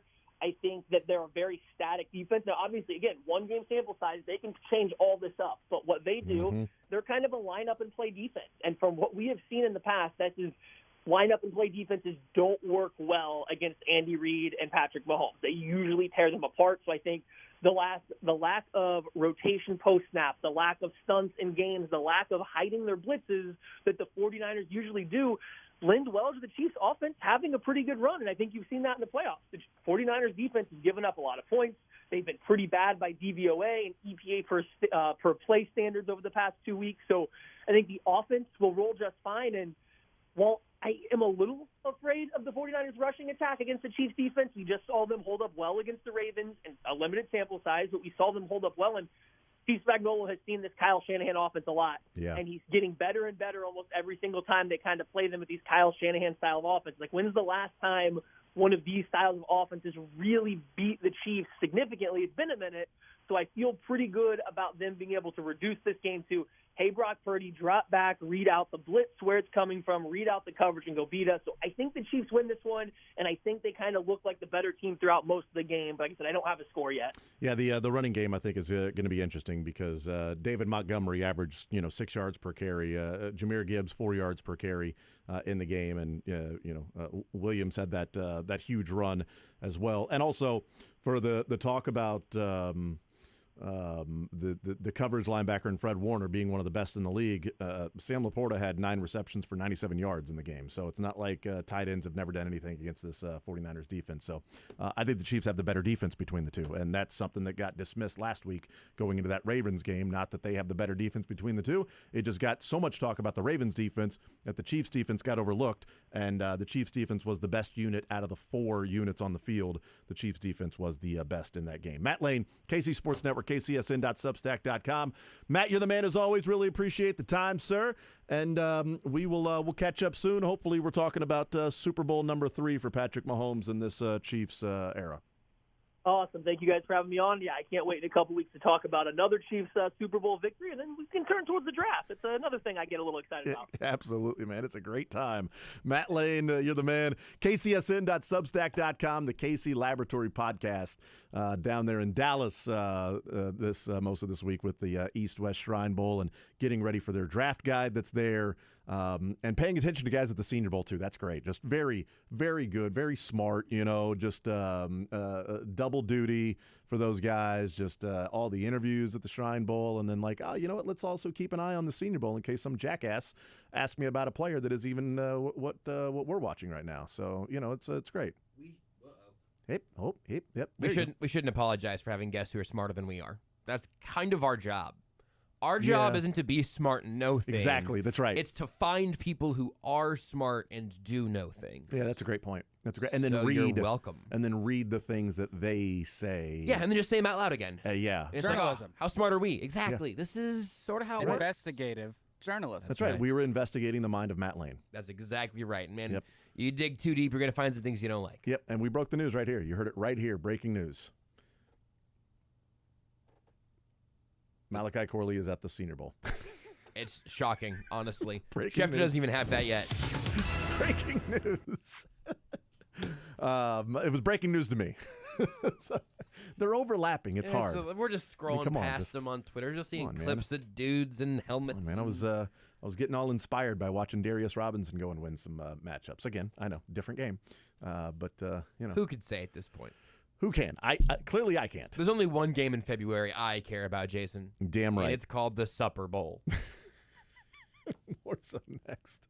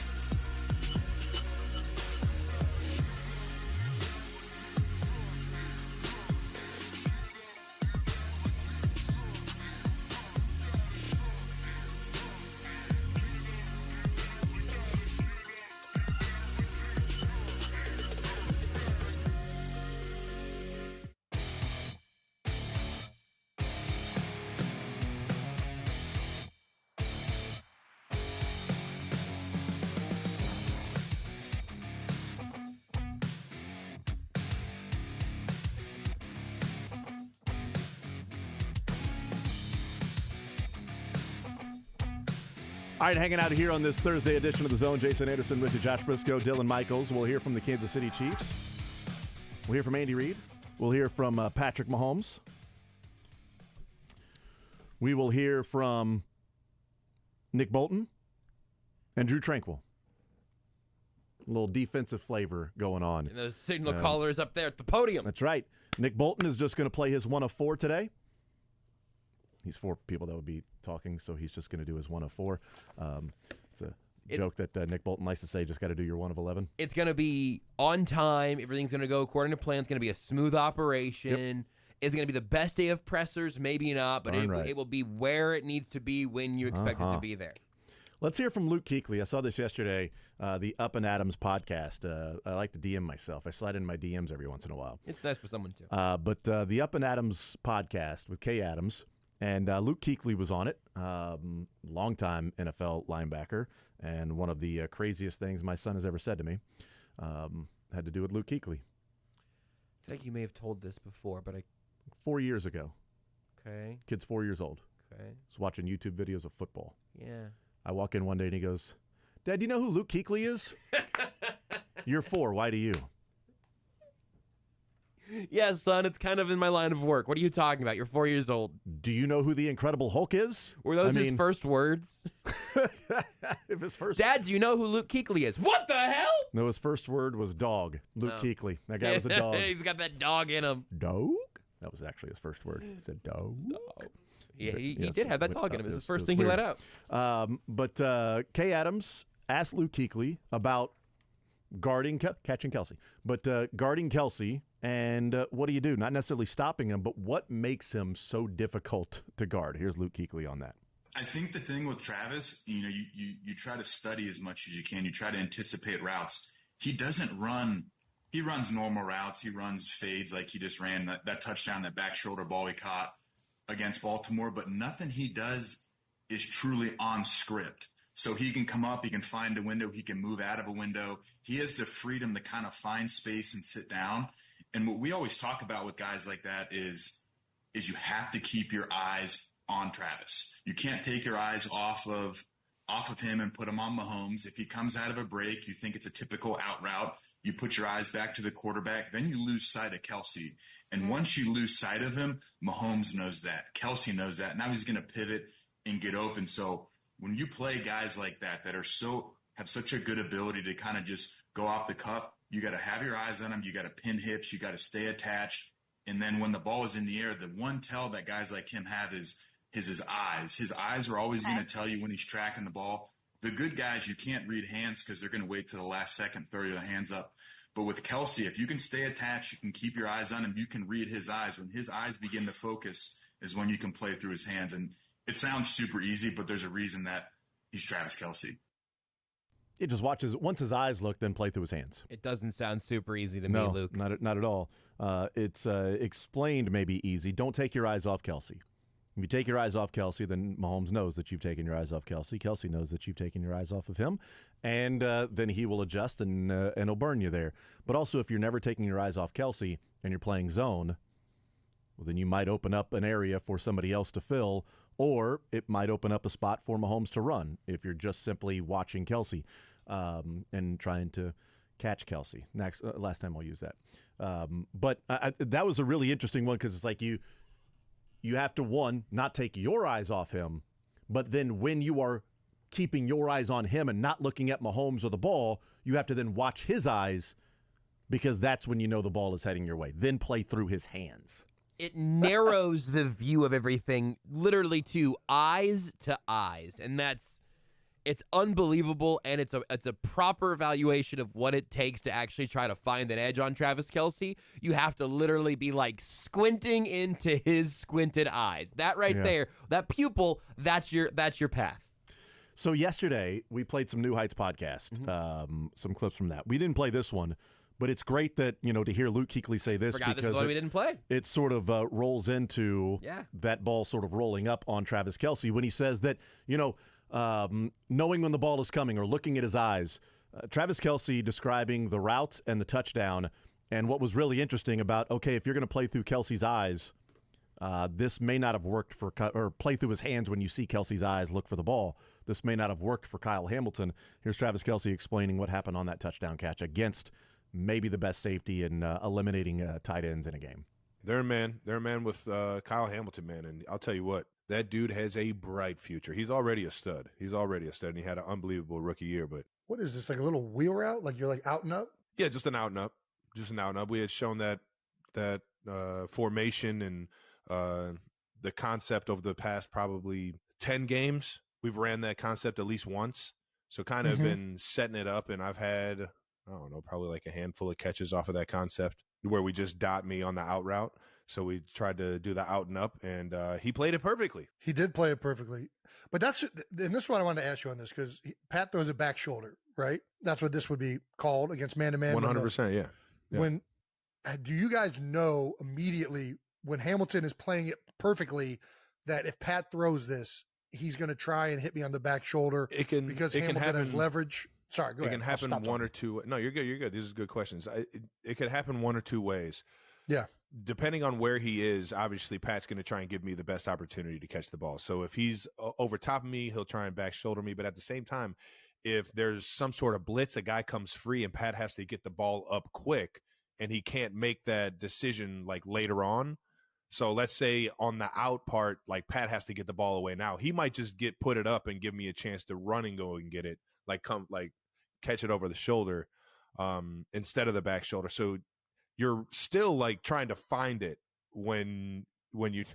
I didn't see that thing until it was about you turned around late. 5 to 10 yards. Very it kind of worked late. out in our favor because it happened. It was bang, bang. But I did not see that. That ball was coming through the rafters. It was like coming out of like suites in the background. It was like a dark, foggy, and then the ball just appeared like 5 yards from me. I was like, who's that? I love that sound. Who's that? If Kyle Hamilton was playing through the eyes of Travis Kelce or watching the eyes of, that would have been tough to do because Kelce said he looked back and it was about 5 to 10 yards away from him. The ball was coming out of one of the suites, and then he just had, well, there's the ball, and rolled up and caught it. I mean, you're running down the field as fast as you can while battling with that guy and hand fighting while also trying to catch a dot that's thrown a back shoulder while you're falling down when you see it about 10 yards before it's about to hit you. It's a great play from Kelce, but that to me reemphasizes what a bleeping throw that was. That Patrick Mahomes basically was saying, I think I can put this somewhere where Travis Kelce could essentially catch it with his eyes closed. That's unbelievable. He's going to catch it by he did that to Justin Watson too. Yep. By the way, that Justin Watson catch over the middle, Justin Watson had just turned his head and the ball already hit him between the 8 and the 4. Like, I think the ball caught Justin Watson rather than him catching the ball. We'll take a timeout. We'll come back and we'll catch up with Andy Reid, Patrick Mahomes, Nick Bolton, and Drew Tranquil coming up next.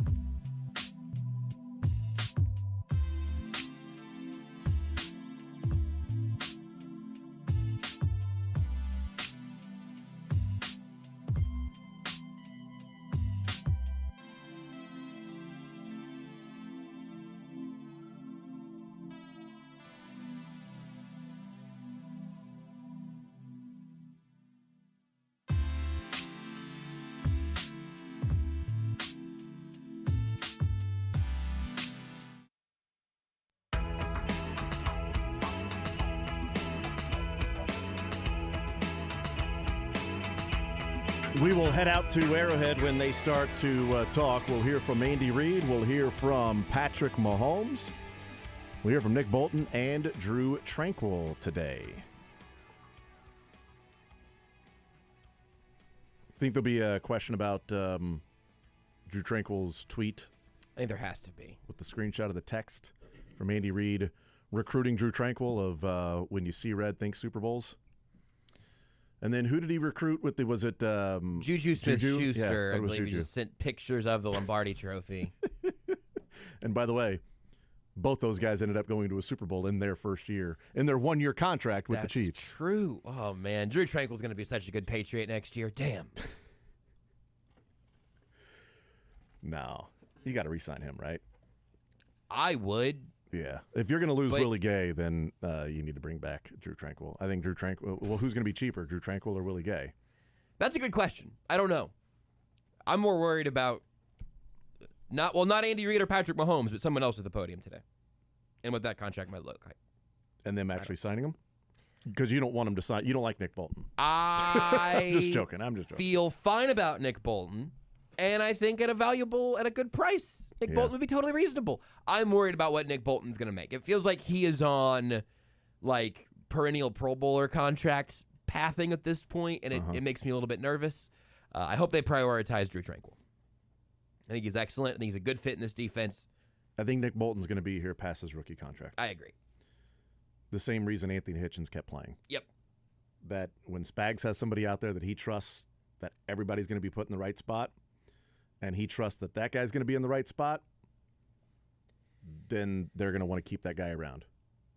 And they've clearly shown that they're willing to invest in linebackers. Absolutely. And Nick Bolton is not in this spot right now, but how did you feel about Anthony Hitchens by the end of that contract? Oh, I hated it. That's my fear. I hated it, but they also got a Super Bowl out of it. I mean, there was a lot of guys that got a Super Bowl out of there. Right. But it was sort of Brett Veach saying, we need to bring somebody in to help solidify this defense that I feel like can be a leader, because we've gone from guys who were headaches, and we need to bring some guys in that are going to be able to bring the group together. So with Tyrann Mathieu and Anthony Hitchens, we need to bring some guys in to go and help make this defense a little bit better and change the culture around it. And that logic, I thought made sense. I mean, again, the deal, you didn't like it by the end, but you're in a spot now where you have less wiggle room financially. Yeah. And when Tranquill had to be that guy for this defense when Bolton was out, the defense didn't take any sort of step backwards. So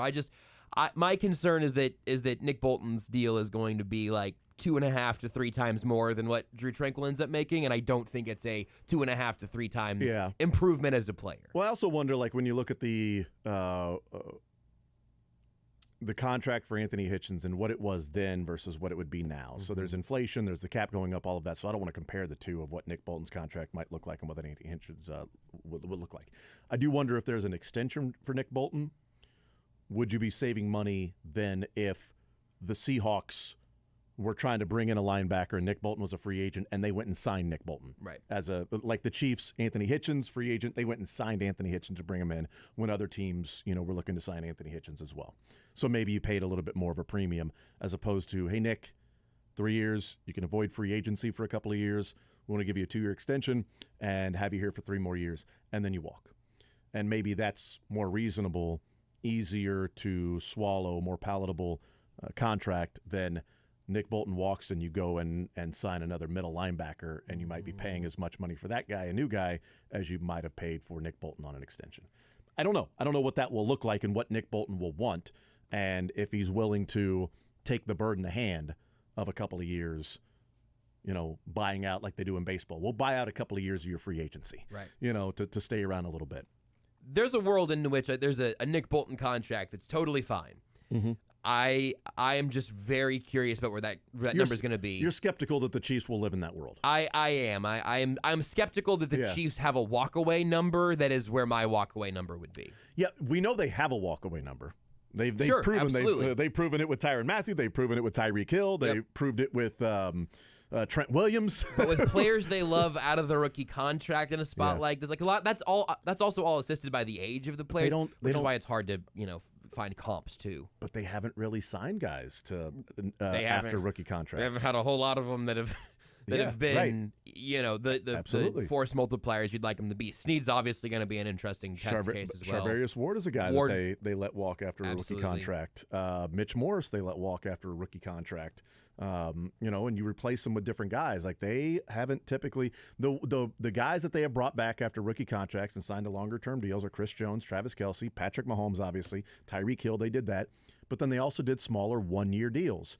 Demarcus Robinson was a 1-year deal after his rookie contract. Derek Notty's on his second 1-year deal. Nick Allegretti, 1-year deal after rookie contracts. Juan Thornhill's an interesting one. He had. I'm trying to look at the guys that did get big deals somewhere. Yeah, and they let him walk because a lot of these guys did not. You end up on 1-year deal. You could be here, you could be somewhere else. But they let Thornhill walk again. Before that, it was literally just Notty, and that's where we are now through the entirety of the Brett Veach era of guys who have told out a rookie contract. So we'll learn something here about Allegretti's on a one. So they've either signed the bigger guys like a Jones and Kelce and Mahomes and Tyreek, or they've had a rookie contract expire and they said, we're not going to give you a long-term deal. We'll give you a 1-year deal. Right. Was Wiley one of those guys too? I think maybe they gave. He wasn't a draft pick. I guess you're right. Yeah. So, but they did bring him back on like another 1-year deal. But Allegretti, Demarcus Robinson, and Derek Notty are the guys that rookie contracts expired and stayed with the Chiefs. Those were 1-year deals, though. And Notty's the only one that was a Veach draft pick for whatever that's worth, just in terms of his guy or whatever. Allegretti was a Veach. Wasn't he a 2019? Oh, I guess that's right. Rounder? No, you're right. Allegretti was as well. Yeah, Demarcus Robinson was with John Dorsey. That was the Patrick Mahomes draft. And so you've got returning 1-year deals. They let McCole Hardman walk and then brought him back. They let Thornhill as a data point because he got a real contract. Ward is a data point. They also drafted a draft pick. They also drafted ahead of Juan Thornhill's contract expiring and took Brian Cook. Correct. There was a plan in place there. Is there a middle linebacker that they draft somewhere in the draft this year to work ahead of Nick Bolton? Right. Because they took Leo Chenal. I don't think they took Leo Chenal for Willie Gay. Right. Because while he's athletic, coverage is not his thing. It's not going to be his thing. Is more running straight ahead and going and getting take on a blocker and be strong at the point of contact, or work through the blocker, make the tackle. Go after the running back, things like that. But side to side lateral movement, trying to guard somebody, moving and twisting your hips. That's not what Leo Chenal is going to be doing.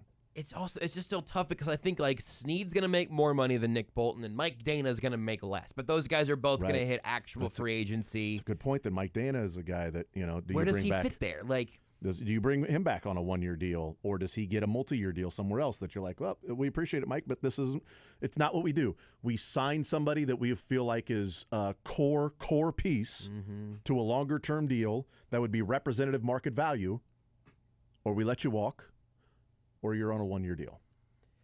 And this isn't like the exact. Oh, never mind. We'll save that for later. Here's Andy Reid. As far as the injuries go, Charles Omenihu will be out with a torn ACL, and then Tooney will not practice today. So making progress, not counted out. We'll just see how he does. Everybody else is ready to go. And for the challenge of playing the 49ers, heck of a football team, obviously.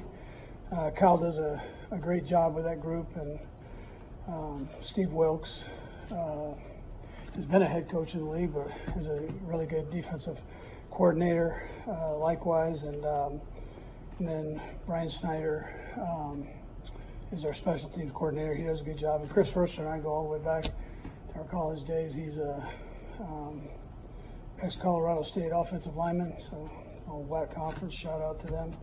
But he does a heck of a job with the offensive side. So again, with that, time's you. Andy, if memory serves, last year McCaffrey had just been traded to San Francisco, and the first game was against you guys. What impresses you about now the ways that they've been able to figure out how to use him in different ways compared to that first game when they were just kind of digging out? Yeah, sure. Kyle's one of the most creative guys in the league. You knew he was going to find ways to maximize them, the different tools that he has. McCaffrey's got phenomenal tools. Can catch, block, run. I mean, he does it all. And Kyle's exploited even more than what it had been before. So, Coach Reid, is there a comfortability factor playing at Allegiant Stadium that you're familiar with? Well, I'd say yes, but we're on the home team side, so I don't know that side. But I mean, we've been there. I'm not sure that matters in this game. It's, you know, it comes down to the execution part of it. But and really, when you play in the Super Bowl, there's that constant buzz. That noise is constant offensively and defensively because of the crowd being split. So that's what you got to make sure that you handle. And Drew Tranquil put out, I guess a text message that you guys were discussing when he was still a free agent. Just what has he provided this year, and how fun is it for you when you do get a chance to talk to players and free agents and try to convince them to join the team? Yeah, so Brett Veach does the hard stuff. I mean, he gives them to me and asks me to reach out to the guys, but we knew him. Drew firsthand because of how good he was with the Chargers, and he's done all of that here. He's developed a great relationship and rapport with the linebackers in that room and with Steve and Brendan and Flagel. So they've all worked on, and Drew had to want this to get him up to par just on the defense, and thank goodness he's a real smart guy. So he put that Notre Dame education to use in learning this whole thing and did it quickly. How impressive was he Sunday against the Ravens when you went back home? Yeah, sure, he did a great job. He can run. He was safety in college, so he can run now, and he's used to open field tackles and doing that, and I think that benefits him, and it did Sunday. And anytime you're with free agents, do you send emails like tell them, hey, by the way, we go to Super Bowls pretty regularly? Is that a common occurrence, or was that specific to Drew? No, I mean, each guy give. It's more a text than an email. So, yeah. Andy, you guys obviously a little bit different path this year, being an underdog a couple times. How have you seen the team sort of embrace that role? Yeah, so listen, we understand the reasoning behind it. I mean, we get it, and understandably so. So, I mean, we might not be the prettiest bunch, but we're going to battle, and that's kind of been the personality of this team. So, I don't think it bothers. It doesn't bother us. We understand. So, it is what it is. Andy, officiating factor in several of your games this season, and you hate particularly factor in the Super Bowl, obviously, but every year about this time we hear calls for maybe officials should be full-time employees, and that should be their focus and their own job. Where do you fall on that, and do you think it would make a difference in the quality of officiating? Yeah, well, they've started to do that. There are a handful of guys that are full-time right now. We've got Bill for this game, Vinovich, who's seasoned official and referee. So, and they mix the crews for the playoffs, and Bill does a great job of uniting everybody and getting them together. Listen, I know the league is doing what they can do on that phase, and they're gradually getting more guys that are doing it full time. Coach, Brock Purdy, I know, kind of first on the scene last year, continues to grow. He's had 2 comeback wins now in the playoffs. Is that coming from behind? One seems like a box that quarterbacks need to be able to check right when it's not all going your way, but then also doing it in the playoffs. Is that a sign that he's not just good, but maybe moving up the ladder of where quarterbacks rank? Yeah, listen, he's a heck of a player. I remember specifically one of the Saturday afternoons watching him in college, and I remember the head coach saying, "This guy has changed our program." So changing a program, that's something that's big, and that's what he is. I mean, he's doing that in the National Football League, and last week he did as much with his legs as he did with his arms. So he ran the ball well. He's a good football player. He's smart. Got a great feel for things. Yeah. Andy, you guys have been in the spotlight for a while and continue to be, and I know you're mostly in the bunker, especially now, but I seem to recall you getting recognized in Italy a few years ago. And I wonder if, elaborate on that a little bit, but is that also the most unusual place you've been recognized? You don't expect that. I don't. And but there are a lot of Americans over there. You don't put that.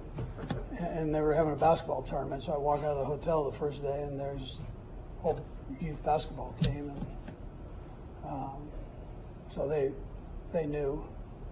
And then you're not hiding anymore. So that's. And they're yelling Mahomes, weren't they, or what were they? Yeah, they love Pat. They know they knew all our guys. So, but obviously Pat's one. He's got in the face of it. So. Was that indeed the oddest or most unusual place that? Yeah, I would say so. Yeah. Pete, when it comes to Marquez Valdes-Scantling, I think his regular season probably helped he was a little bit more productive. Just what have you made of what he's been able to do in the postseason? Yeah, so I'm proud of him because he played well for us last year. This year, he had a couple drops in big situations. Didn't hang his head, didn't lose confidence, kept battling, working with Pat, and he kept it going, figuring that it would turn around. And here he comes up with these last two games were huge catches, very similar to what he did last year in a couple of the games. And so I'm happy that for him, most of all, and that he was able to kind of recover, or whatever you want to say, from what was going on earlier. Andy, what told you that he was going to come through on the other side? If you stuck with him, he was going to. Yeah, he's smart and he's a hard worker. So, and that's as long as you've got skill mixed in with that, then you have a chance. So, but he's going to work at it, and he understands that you can go into a slump. Sometimes that ball looks big, sometimes it looks small, and he worked through that. Did a good job with it. Andy, to bounce off that, not just from Marquez, but just with anyone on the roster, just what's been the key to evaluating guys' mental fortitude to know that they're going to come in and be a hard worker and just gradually do the right things in the system? Well, I've got good leadership, not only as coaches, but in the locker room. You're not going to, you're not going to dog it with Pat Mahomes going full speed, Kelsey going full speed. I mean, you're just not. They're not going to allow you to do that. First of all, and then you watch them and you watch how they practice, and you know it's not a fit if you can't do that. And then Brett's not going to bring in guys that that dog, or jog, or whatever you want to call it. Andy, you've been to the Super Bowl a bunch of times now, and a couple of organizations in 4 out of 5 years. Does this still feel as fresh? I mean, and you certainly can't take opportunities like this for granted, right? No, you respect the opportunity. I respect the opportunity of being a head football coach in the National Football League. I mean, Vahe and I started way back when we were both scrub buckets, man. So, I mean, to have the opportunity to do this is a real privilege. And, so every day I cherish it. And so this moment, you cherish it. It lasts the two teams standing. So, a very competitive business. We'll go 3 more. Nate, start with you. Andy, a couple weeks ago, Clyde shared with us his reasoning for wanting to go to medical school. Obviously, you would do it before. Other guys, obviously, Clyde comes to mind. Just what is it about what you learned about Clyde over this last year and sort of seeing him go from, being an NFL player to obviously trying to figure out what the next stage of his life will be? Yeah, sure. Well, he grew up with a great mom who's an example to him for that. She's in the business, and so and then he's a smart kid. I mean, he gets it, and he's mature. So you figured he would. That's not the only thing he could do. I mean, you figure that he would find something that he wanted to do and go do it. You have confidence that that life after football is going to be okay for him. Yeah. Given the fact that he's doing it now during the course of the season. Yeah. Just what's impressive about that, given the fact that you guys are still relying on the quarterback? Yeah, sure. No, that's great. I encourage it. It hasn't affected his play or the time spent making sure that he's playing good, and so I would encourage that. I mean, I'm all in with them. Last two, Neil and Blair. Coach, what's to say about the guys that improved, that they stuck together, that they fought? If you guys start 6-2 and hit that rush back, what's to say about them that they were able to get back? Yeah, it's a tribute to their strength as a group, welcoming in new guys with high expectations and still making it work. Not pushing anybody out the door because maybe it started a little slow, and or even that they started slow, they didn't hang their head and kept pushing forward. So that develops. I always sit there on that first day of a training camp and tell you every year is different. Every team's different. Well, this one's different than any of the other ones, right? So, and they've grown together, which is neat to watch. Last one, Blair. Follow up on Bonnie's question about recognition. Appearing in the commercials has, changed that for you and all. Do you find people outside of football recognizing you more because of the appearances on State Farm and others? Yeah, probably. I'd probably say yes. Yeah, when I get out there, so I'm not out much, but I'd say yes. I mean, that's yeah.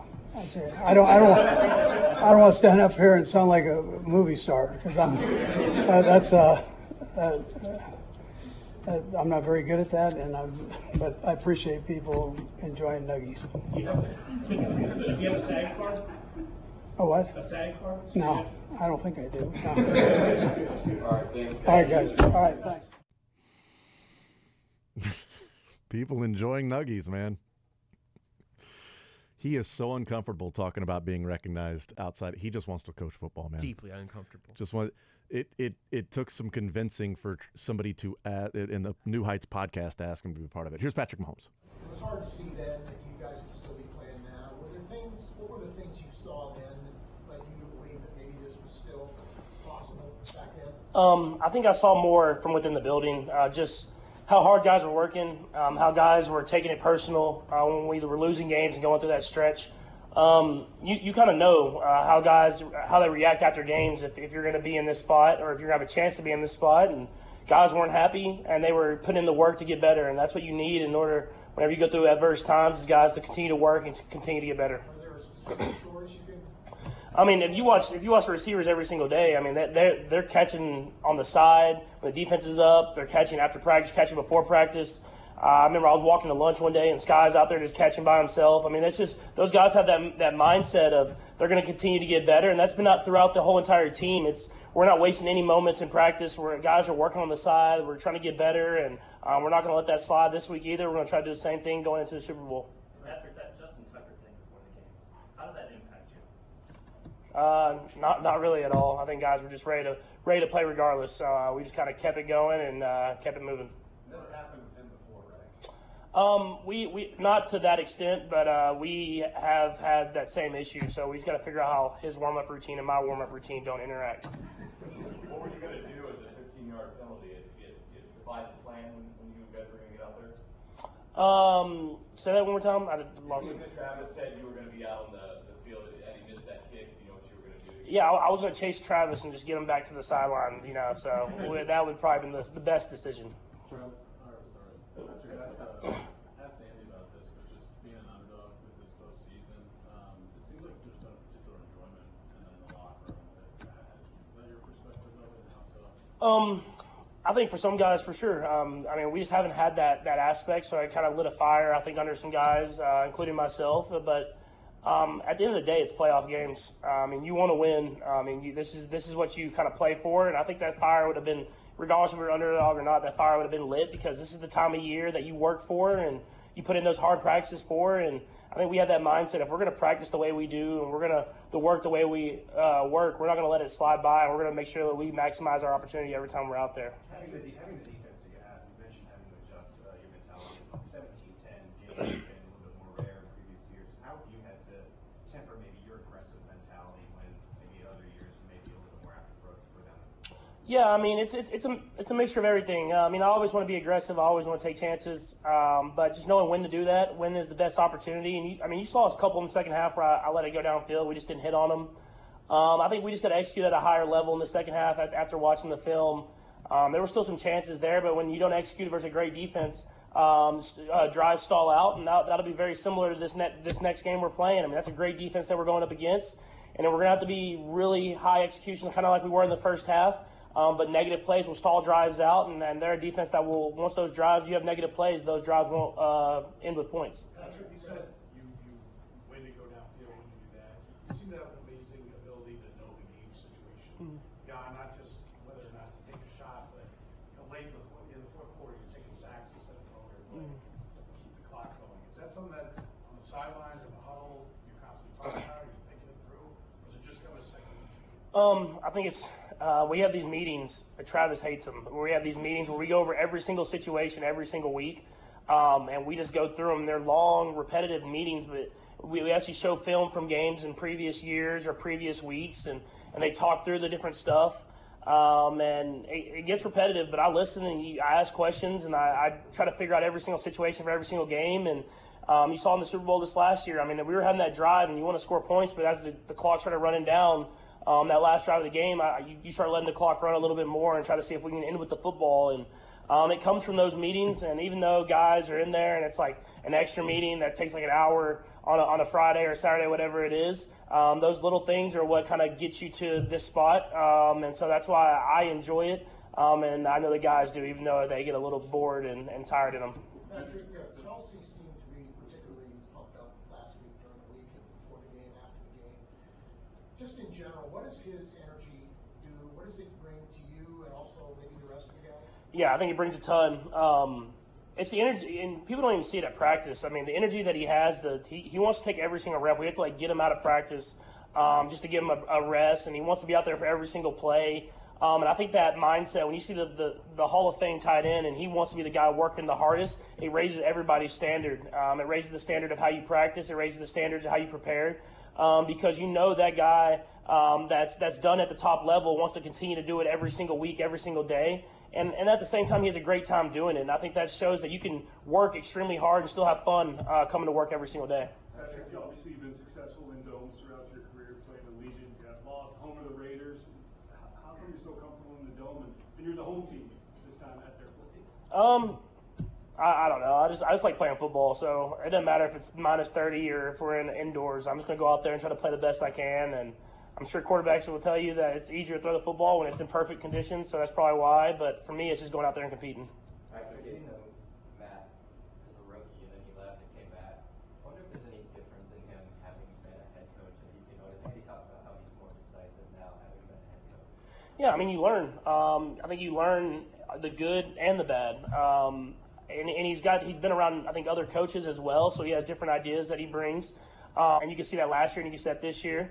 And like you said, I mean, I think he just knows what he wants now. He knows what situations, like, let's have a play ready. And like at the end of the game this last week, he makes me do a little sheet where I pick kind of plays for certain situations, and that was on the sheet. He went right to it, picked that play, gave it to me. We were comfortable. We went out there and executed the play. And so it's just stuff like that. I mean, when you go out there, and I mean, he had success as a coach, and then he had some times where he didn't have as much success, and he learned from those times. And he's came back, and he's been a better coach, I think, because of that. And so that's what you have to do in this league, and coaching, playing, whatever it is you learn from your successes, and you learn from stuff that you don't do as well, trying to be better the next opportunity you get. Matt, Patrick, what's the value of this week in preparation for all the craziness next week? Yeah, I mean, we're pretty locked in this. I mean, both weeks, but you're really locked in this week. You want to make sure you get the whole game plan in, get all your questions asked and answered. So next week when you're reviewing, you can just go on the fine details that you might not have the chance to do in a regular game week. And so I'll have that mindset all through practice. I'll make sure the guys have the same mindset. Patrick, Bobby showed some of your workouts that you do that kind of helps you prevent injury with the medical BK when it came out your legs. Just what does that say about your preparation? And when some folks see quarterbacks or whoever doing like some weird workouts in the offseason, that it actually pays off. So I think he showed that for everybody, but that was really directed towards me because I hate doing all that stuff. And every time he does it, I'm like, why am I doing this stretch right now and everything like that? And then he gets an opportunity like that where he shows me, he's like, see, this is why we do it. So now that'll be a staple in every workout I do. But yeah, no, I mean, we try to prepare for everything. And he's done a great job of adapting and learning from stuff that I've done in my career and preparing me for those moments to try to keep myself healthy as I possibly can. Because I always say the best availability. The best ability is availability, and you want to be out there. And lucky enough for us so far, knock on wood, we've been able to have a lot of healthy guys out there. We want to play our best football in the Super Bowl, and that's what we're going to try to do. Do those moments happen often for him and you? Yeah, I mean, he always gets me doing stuff that I don't want to do, and I know he wants the best for me, so I do it. But there's definitely some times where I'm like, man, we're on 2 hours of working out. Like let me go upstairs and just hang out. And so it's he pushes me every single day. Nate? I have two quick questions. You talked about Kelsey and how he wants to be practicing every rep. Was it times this season because of the knee, because of the ankle, that he struggled to actually do that, to stay in the rhythm? And was there a key difference when he got the week 18 rest? Yeah, no, definitely there was times throughout the season where we had to take him out. I mean, he didn't want to, but we had to get him out to let his body heal. And it wasn't like his mind wasn't there, but you could just see his body. It wasn't moving the way that it always moves. And I think, like you said, just having that rest, I think just having more time from when the original injuries kind of happened, you could see now his body was getting back. And we felt really good going in, even to that Cincy game and kind of after that, and then going into the last week and getting that rest and coming into the playoffs, you could tell his body was getting back to the true Travis Kelce. And so it was definitely good for him, and hopefully we can keep that thing rolling, not just this game, but in the future years as well. And the second thing I wanted to remind you is that you said that going back to back, you knew it was going to be hard based on the previous experience. Training camp began for you on July 18th. This is technically the longest season you've ever had in your career. Just what about trying to go back to back last year and knowing that this was going to be a long season sort of guided you or helped you maybe in terms of leadership have the guys along a much longer journey than normal? Yeah, I mean, they've been such different seasons. I think that's been the biggest thing. The last time we tried to go back to back, we won I think we were 14-1 going into the last week, got the rest, lost that game, and then kind of rolled through the playoffs. And it's never easy, but I mean, we played well, and it was kind of like, oh, we're just gonna do it again. We're gonna do it. We're gonna go out there and play again, and we got our butt kicked. And so this year, it's been completely opposite. It's been a struggle throughout the season, and we've had to continue to get better and better. And that's what I've always preached. But I think some of the losses kind of forced us to we have to continue to get better. And I think now it's just not being satisfied with getting there. I mean, this is a great football team that we're going up against. It's going to take our best football, kind of like it's taken the last 3 weeks that we've played. And so we have to do whatever we can to prepare ourselves this week of practice and next week of practice to be ready to go. And I know it's Vegas, and it's a lot of fun, but for us, it's a business trip in the true sense, and we're going there to play a football game and try to find our way to win it. And I think that has to be the mindset starting today. So we'll go last street with Todd, Sam, and Vahe. Go Todd. Patrick, you love to practice. You love to play in the games, inside, outside, whatever. You've been to this game more often than not in your career.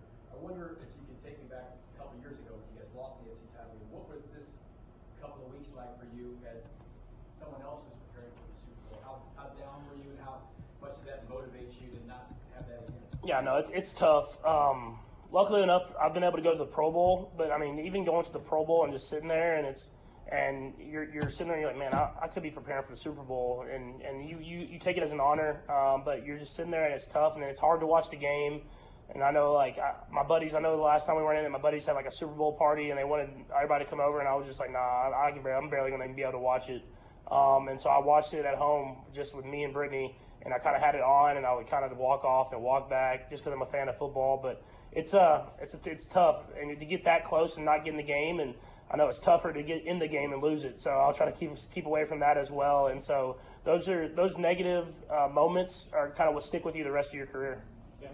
Patrick, a few years ago at the Super Bowl, you mentioned that your preparation was OCD-like. I'm just wondering if you could take me through, to the moment, whether it's game planning or preparing for specific defenses, how you do that. Yeah, I mean, I'm like that every week. I don't want to go through the whole entire thing, but I have a set amount of games that I watch first, take notes on, and then throughout the week I watch either a game or two a day, and then I watch every game plan, a scouting cut up we have, third down, red zone, 2 minute, 4 minute, kind of on those certain days throughout the week. I write all the notes of all the game plan. I go through the install stuff, And it's pretty much the same every single week, and I know what I need to get done that day, and then I do that. And having this extra week, I'll have it all done before we even leave for Vegas, but then I'll go back during the week of Vegas and just go through those same things, reread everything, and make sure that I'm in that same mindset I'm always in. So when you say reread, is the own notes that you're taking? Yeah, so there's notes that the coaches give us, and I write them down. I'm big writing it down. It helps me remember it. So I'll write it down, and then I'll rewrite everything again, and then this week I'll probably rewrite it one more time while I'm in Vegas. And that stuff sticks in my head like that, and that's something I've done my entire career. Go ahead. Patrick, one question and a quick follow-up. When you were in Germany, did you ever actually encounter any ads featuring yourself in them, whether it was, you know... I saw some, but I never left the hotel, so I didn't get to see them in person, but I saw pictures of them. And with that, I do wonder if you have any sense of being a global figure. I mean, from what the attention on the Super Bowl, from all you guys have achieved, in what ways you might feel that? I think you feel it a little bit. I mean, I think the commercials probably help out a lot, but and the run that we've been on. But I think until I actually go around the world and see that different type of stuff, I don't think I'll realize it enough of the impact that we've had. But I do pretty good in Texas and Kansas City. I know that. Thanks, guys. You're listening to Sports Radio 810 WHB Kansas City. Yeah. In Texas and Kansas City, he's recognized. Yeah, he's somewhat recognized in Texas and Kansas City. Some ads in Germany and everywhere else in the world. Here's Drew Tranquil. This is your first Super Bowl. This is why you wanted to come play for the Chiefs. From what you posted, Coach Reid had been texting you. It's all kind of come true. Can you just kind of encapsulate what this has been like for you down the stretch here? It's been a whirlwind. You dream of this as a kid. You want to play in this game. This is the pinnacle of the football world, the biggest game and the biggest league in the world. And so to look back on that text from Coach Reid, it's something to laugh about, but it's crazy. It's been a long 8 months or I guess 10 months since that moment, but we've put a lot of hard work in, and we're super excited for this opportunity.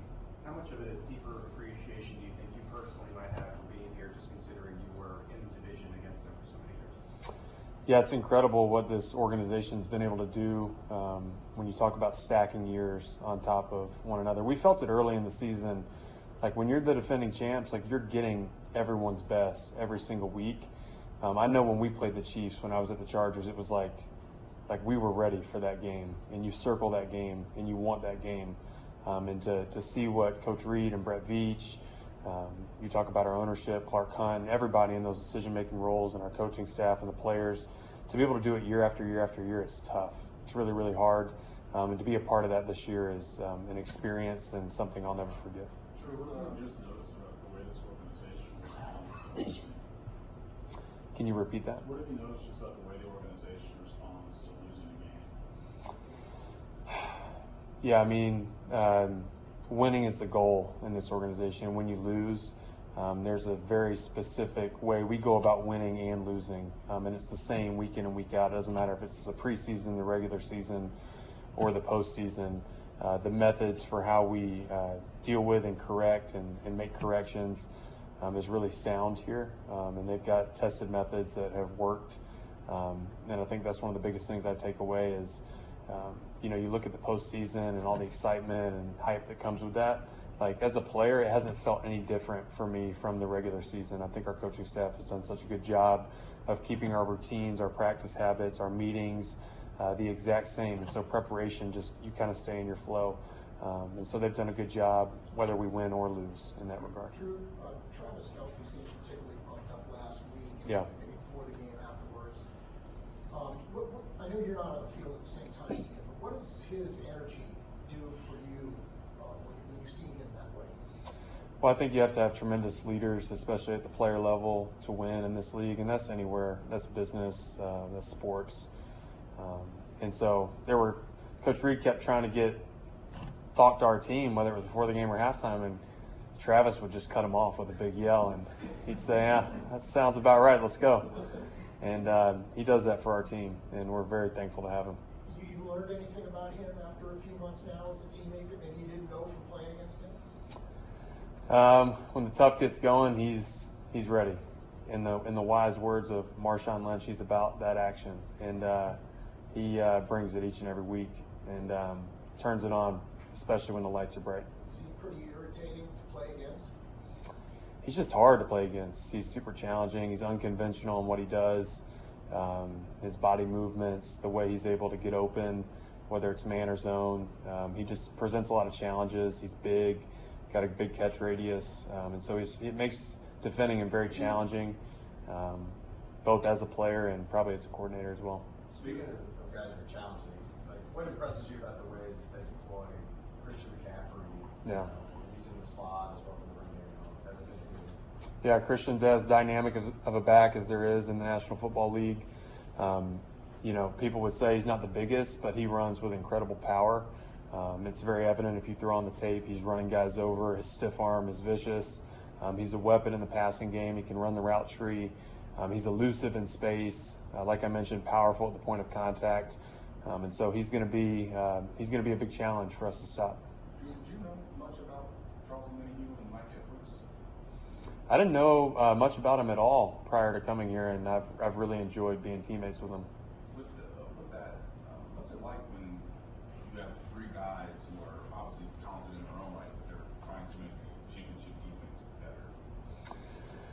I think it speaks to this organization and the quest that they're on. You know, bringing in good players, whether it's through the draft or free agency. And Brett Veach is one of the best at doing that. And you know, Charles, Mike, and myself, and all of our other free agent acquisitions, and guys like Mike Pinnell, who we've brought on, you know, mid-season, and you know, drafted guys. I think everybody is kind of bought in to the championship culture here and what Coach Reed sets forth and what they preach on a week-to-week basis. But you know, you just try to come in and develop a role for yourself and do the best you can. And at the end of the day, everything's about winning. And they emphasize that week after week, meeting after meeting. And so whether your role is big or small or medium, like you feel valuable and important when you're here. If I could, I know you're focusing on the 49ers, but Yeah. I don't know if it was a flight over or the next day. Did you watch the play of Lamar catching his own pass and the fact that he had what appeared to be a lot of open grass? Yeah. What was your experience, I guess, rewatching that play? Yeah, it was such a strange play. And watching it on tape, like you go back in your head, like to being on the field. And I just remember coming on the blitz. We had a zero pressure called, and Justin's free off the edge, and you hear a loud thud, and that typically means the ball is somewhere bad in the air, and so you're looking for it, and then all of a sudden I just see a flash of purple go by my left eye, and I see Justin running too. I'm like, what is happening right now? And my wife last night, she's like, why were you jogging at first? I'm like, because I didn't know where the ball was or what was going on. She's like, shouldn't you be running full speed? I'm like, yeah, probably, but I had to find the ball. I didn't know what was going on. And I finally see Lamar catch it, and I'm like, man, I got to get this guy down. And so I just tried to accelerate and got him. Man, he's such a good player. Drew, just, you know, there's a lot of talk about, you know, the Chiefs being underdogs this season, but, you know, kind of you as well taking that Miller road, you know, you kind of have a squeaky clean image, but, you know, with Buffalo and then kind of some, you know, that football aggression kind of comes out of you. Has that always been in you, or is that just something that kind of just rolls out of you? Yeah, I have when I train back home with my trainer, Scott Prohaska, we talk about like an alter ego, and I feel like you have to have that a little bit. Like, you know, I feel like I'm a family man, like first. Like, obviously, I got married to my high school sweetheart, and we have 3 kids. And there's a little bit more of a gentle spirit that you have to take on when you're in the house, but that spirit doesn't work when you're between the white lines. And so we say, I'm Clark Kent, but I got to play like Superman. And so when it's between the white lines, it's certainly in the moments after the game, you're kind of in that headspace where you're looking to dominate the guy across from you. And it's fun bantering back and forth with the fans and getting everybody excited. I mean, it's football. It's one of the greatest sports, the greatest sport in the world. And just trying to have fun with it. Does your family see that and kind of be like, well, we didn't like this kind of surprise, or they see this just kind of throughout your whole career? Yeah, they'll ask me. I'll get in the family group chat after the game. They'll be like, "What were you saying to that guy? Look at you're trash talk. You really trash talk?" And I'm like, "Oh, I try to. I don't know how good I am at it, but." Hey, Drew, speaking of family, like you had your family out there after the game. Can you just walk us through that? Yeah, it was awesome. My wife Jackie, my son Elijah, our oldest, and then my brother-in-law Henry. We're all there, and it's a really cool moment to be able to be on the field. And my son brought his Chiefs ball in there. We were able to throw that around a little bit, but Those are the moments you think of and dream of, and they're always better than you could ever dream of. Three more. Go ahead. Just kind of go back to PJ's question where you're talking about having that alter ego. Is that a little bit of an identity for this defense? Because I think we see that from Justin Reed, we see that from Trent McDuffie, we see that from L'Jarius Sneed, some of those guys too, where they're pretty gentle, even in L'Jarius' case, fairly quiet off the field, but got some dog in them once they get between those lines. Yeah, we just want to be a ton of dogs out there. Lamar said, I think a few times this year, we just want to play ball, and I think that's when this defense, when it comes down to it, we just want to play ball. We want to get after it. We really believe in our leader, Spags, and the coaches that he has in place. And there's sometimes in football, whether it's been high school, college, or professional level, where you're just not sure about a game plan. That has not happened this year one time. When we go into a game, we're like, this is going to work, and we just have to execute. And it's exciting to go out there. We got a really good group of guys. I know here the reputation's always been kind of offensive. Now with Patrick Mahomes and even the last stop with Justin Herbert, that can take a lot of the oxygen in the room. The defense has really emerged this year. I'm curious, did you feel a moment where you guys were the story in this last game? Did you feel a moment where that confidence was there? And does it build on itself as you go? When you start to realize how good you guys are as a unit? Yeah, I think a big moment for us this season was our Germany game versus Miami. I mean, Miami they put up 70 or 73 points on the Broncos. They were the #1 offense in the NFL by a mile. And you look what we did in that first half, shutting them out. They had a couple big plays in the second half. But I think, we knew we had something special, and to go out there and get that done on an unconventional week in Germany, where your sleep schedule's off, we knew we had some dogs, and we knew we had, we knew we could do something special. And we talk about it all the time. Spags talks about it. It's you can't look in the rearview mirror. What we did to Baltimore last week does not matter if we don't show up next Sunday or 2 Sundays from now versus the 49ers, who are a terrific offense led by Kyle Shanahan. So it's another opportunity, man, and we're certainly looking forward to it. Sure, everybody wants the easy way through the postseason. That's why we play the regular season, trying to track the number 1 seed. But you guys will play the hardest possible road for a number 3 seed. Is there an appreciation for taking the rocky road and having to face a 6 seed that could have been a 2 seed, and a 1 seed? Yeah, my son and my daughter, they go to preschool, and they had a little parade we have a couple players that have kids that go there, and we were talking to the kids yesterday at the parade, and just thinking back on the postseason run we've had so far. It's we beat Miami. Everybody was kind of counting us out there, thought Miami would come in and get the job done. Buffalo, certainly the story. They thought us going on the road wasn't going to happen, and then, nobody gave us a chance against the Ravens. Ravens were playing great ball. We have an unbelievable test in front of us against the 49ers. But I think when you play good football teams and you come out on top and you're able to kind of build some momentum, it calluses you a little bit. It makes you, it's going to be a tough, hard fight. Any good game against 2 opponents is. And I think, we're building up that callus to go win this thing. Thank you, everybody. Yeah. Thank you, Drew. Thanks, guys. All right, there's Drew Tranquil's biggest critic, his wife. Found that out there. We'll hear from Nick Bolton. The catch that Lamar Jackson made on his own pass. Wife said, "Why were you jogging?" Shouldn't you have been going full speed? Shouldn't you have been running? Yeah, probably. Yeah, probably should have been running. Of course, I was looking for the football. So there you go. Drew Tranquil, definitely appreciative of the fact that he's with this organization and has made a run through the postseason and is playing in the Super Bowl. Childhood dream as a kid, you want to play in the Super Bowl, biggest stage, and he gets that chance now. He's had some big moments. Man played at Notre Dame and had a big game last year in the postseason against the Jags. Had the 2 interceptions against Trevor Lawrence in the first half. He was not the reason they ended up losing, that's for sure. But he's a reason why the Chiefs are playing here. Here's Nick Bolton. Been around here a long time. Patrick Mahomes, Travis Kelce, big offensive stars, big offensive numbers. This year, you guys are putting up amazing numbers on the defensive side of the ball. Is there a point during the season where you felt, it all came together and where it's, you guys can carry this team when necessary? Yeah, I think in training camp I mentioned I have an opportunity to be a top 10 defense, and that's our floor. I kind of meant that. In training camp. I could tell by the guys of how we were able to recall from last year, add new guys to the system, then how fast we were able to pick up stuff. Jamar is one of those guys that didn't really get that many reps until the back half of the season, but he's one of those guys that came in, handled him 2 or 3 different positions. He's able to go out there and execute the game plan. Drew came in, played a little bit of everything for us as well, and they already had the core guys that played last year. So I think the experience kind of building before we all left off of last year, everybody just year older, a little bit more comfortable playing around each other, and so I kind of felt like that kind of helped us trajectory to where we are now. Nick, when you had surgery on your wrist, was there any fear that you wouldn't be able to make it to this point if the team got this far? No. I have faith in what our trainers and our head trainer, Rick, and my surgeon is going to get me back on the field as quick as possible. I was kind of upset a little bit because I wanted to go out there. Our defense was playing good football. I didn't want our defense to slip down a little bit, but Drew came in, did a hell of a job, man, and those guys rallied around him. He was able to be our mic, get our checks out, get guys lined up, and get guys playing fast, and he brought physicality. Willie came in, did his thing. Jack Cash had to get some snaps as well. Leo played extended snaps. So all those guys, when they kept my spirits up while I was out, helped me get back as quick as I could. No Charles Menahue.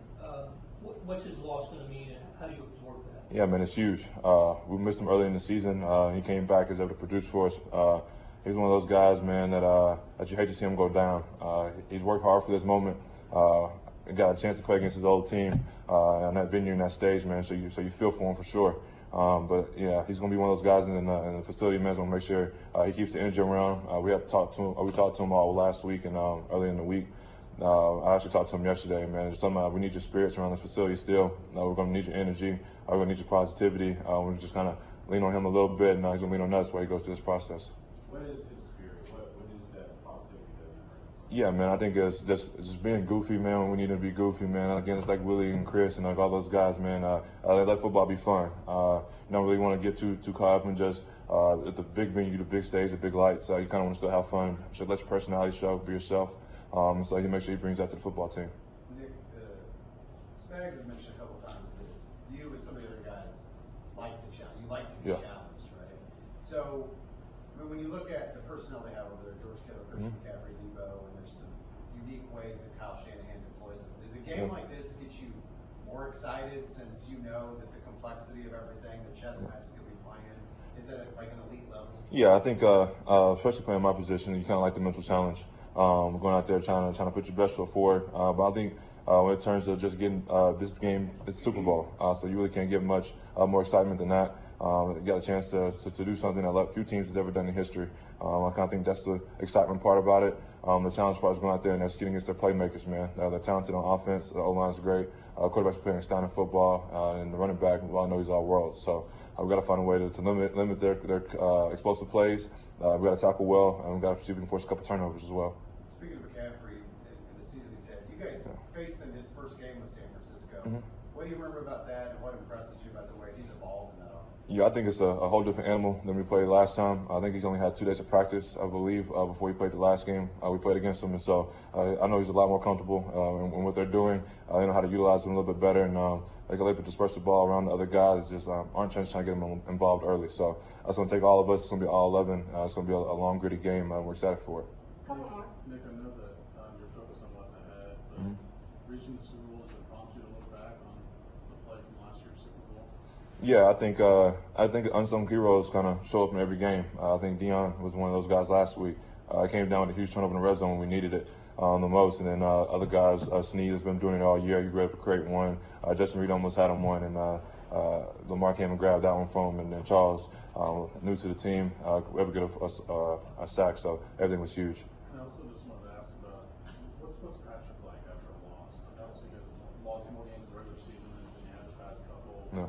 What's he like that after a loss? Yeah, I think as any competitor, man, they're upset after losses, man. They want to go out and win. I think he gets real upset, especially whenever he doesn't play other football that he should play. I think guys rally around him with stuff like that. He's not one of those guys that point fingers. He's one of those guys that kind of embraces the challenge of trying to get it right. I think I mentioned earlier last week, it's not about who gets it right. I mean, who's right. It's about getting it right. And so he's one of those guys for sure that's trying to find an answer and just trying to find the best way to put the best foot forward and help us win. Last one, Neil. Nick, can you talk about Brock Yeah. Purdy? Brock Purdy's one of those guys that, again, everybody can say where he's drafted, call him a game manager, all that type of stuff, man. He's going out there, he's producing and find a way to win. In this league, you kind of get judged by wins and losses, not for everything else. And he has his team playing in the biggest game in the world. So we've got to give him that respect. He's earned it. We got to go out there and execute the game plan. Thank you, everybody. Yep, thank you. Yep. All right, there's Nick Bolton. That wraps up the press conference availability today for the Kansas City Chiefs. We will take a timeout. We'll come back, continue rolling sports or leisure coming up at 1 o'clock. More Zone next.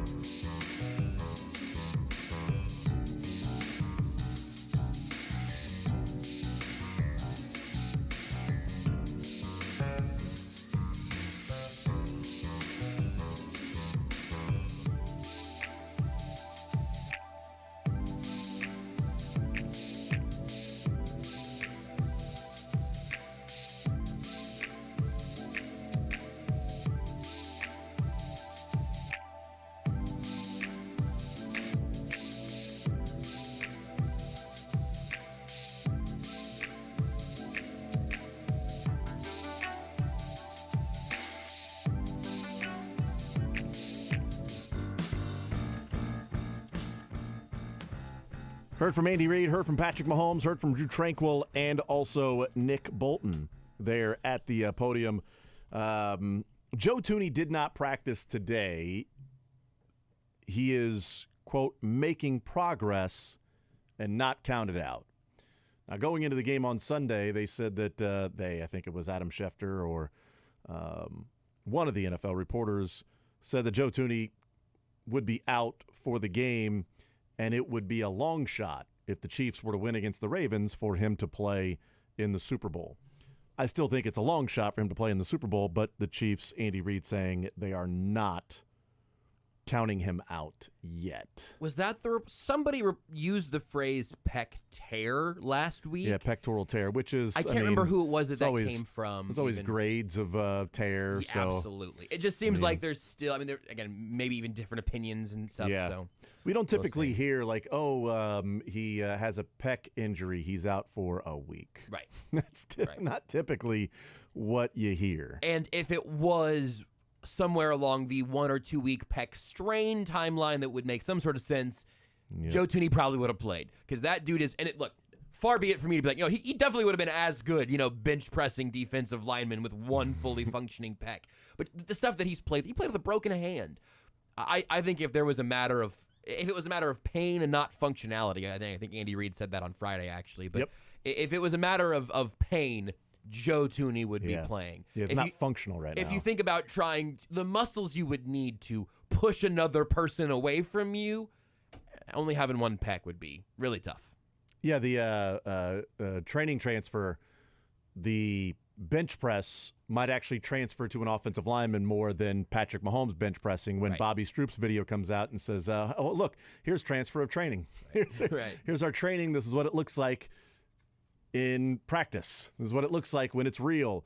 And a bench press seems to be something that, using your pectoral muscle as an offensive lineman, but functionality, not pain. I would, that makes sense. I think Joe Thuney would probably be able to take the pain if it means playing in a Super Bowl. Yep. Or, I don't care, shoot the thing up.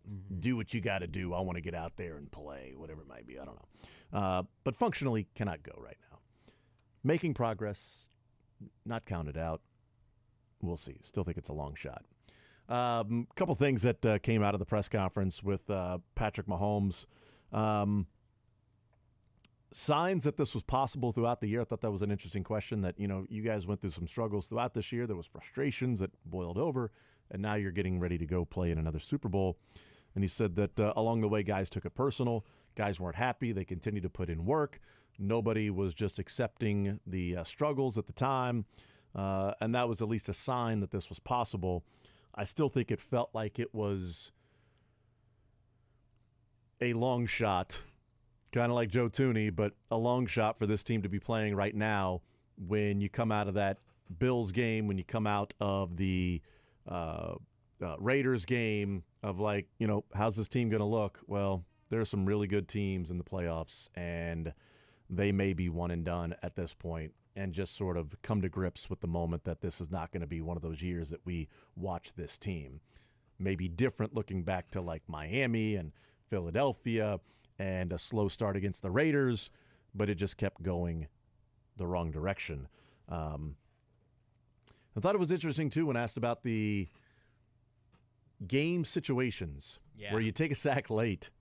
He talks about the meetings that Travis hates them. I thought it was fun. All situations they go through, late games, third downs, whatever it might be, old games, and he says it's repetitive, but I pay attention and I like to ask questions. Unlike these other jokers, I'm paying attention. That you need your quarterback to be there. You'd like everybody to be there, but you need your quarterback to be there. Like that kind of coupling that with him talking about his note-taking process and going through all the meetings and all the film and taking all the notes and then rereading his notes and the coach's notes and then rewriting those. And then this week with 2 weeks, he'll probably write them all again. Like it is not an enormous leap for you to make mentally to figure out what a Patrick Mahomes week or 2 weeks of preparation looks like and the amount of work that goes into it. It comes out on Sundays. You see the fruits of that labor, and I think that's pretty cool. Back with more Zone right after this.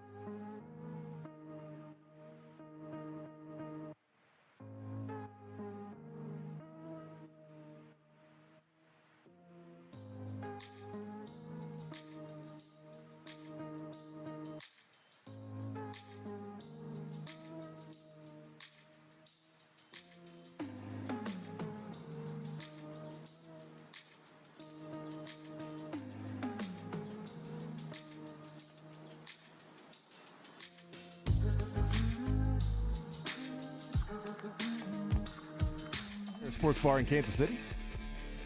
We'll give away $25 to Johnny's Tavern coming up in sports or leisure. We heard from the Chiefs today, Andy Reid, Patrick Mahomes, Drew Tranquill, Nick Bolton. Also talked with Matt Lane in the 11 o'clock hour. Heard Cam Newton giving the advice to Kadarius Toney. Speaking to KT, Mr. Toney. Interesting stuff in the first hour. Maybe we'll play that back in the 1 o'clock hour one more time. It's good about stuff. 2 Why minutes. not? Let's do it. It is pretty good. I'd say it's pretty good. I think it's pretty good. I think it's pretty good. I don't think our bleep's going to get any smaller. I hope that guy's not going to be pretty good.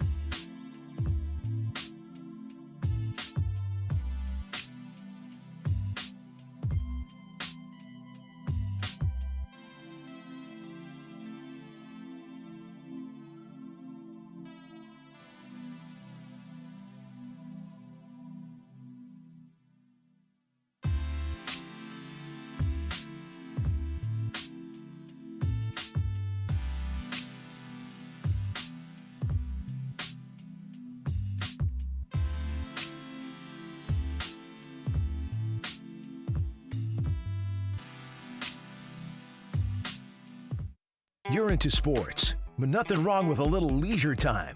Why not both? You're going to have a heart attack by the time you're 40 if you don't learn to relax. It's time for sports or leisure on The Zone with Jason Anderson.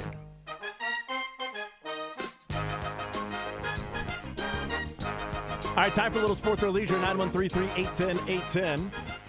It's Thursday edition, presented by Johnny's Tavern. 10 area locations for Johnny's Tavern, including Lawrence and Topeka. We give away $25 to the premier sports bar in Kansas City.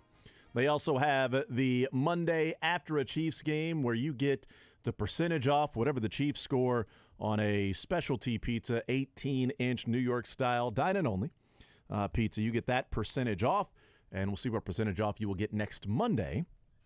Is it next Monday or a week from Monday? Because technically Monday is next Monday. It's the next Monday. The Monday after the Super Bowl. Yeah, that's a good way to put it. As Drew Tranquil said, coming up next Sunday, well, 2 Sundays. Even he was like, it's a Sunday, but it's a week from Sunday. So it's next Sunday. It's certainly not this Sunday, but next Sunday is also this Sunday. So this is confusing. A week from Sunday. That's right. We can do, I think. Yeah. A week from 3 days from now. Yeah. Am I counting today in that day? I mean, it's Thursday, Friday, Saturday. Anyway. Yeah, 4 days from now, really. Yeah, I guess that's right. Days, I mean, if you're really getting into it. Depending how far you want to count out. No, I don't like counting. I never count the Chiefs out. No, I won't anymore. Learned my lesson 3 years ago. Haven't done it since. Niners minus 2. I'll take the Chiefs money line on that. Chiefs money line. 913-381-0810 is the phone number to play a little sports or leisure. Here's how you play. You give us a call. This phone number, 913-381-0810. You get a sports question, you get a leisure question. Get them both right. You win $25 to Johnny's Tavern. If you lose, the question is out there available for someone to call in and request. We don't give out the right answer until someone has answered it correctly or we have run out of time for the allotted time to play sports or leisure. That's how you play. Categories today: NFL, Chiefs Super Bowl, and NFL Super Bowl.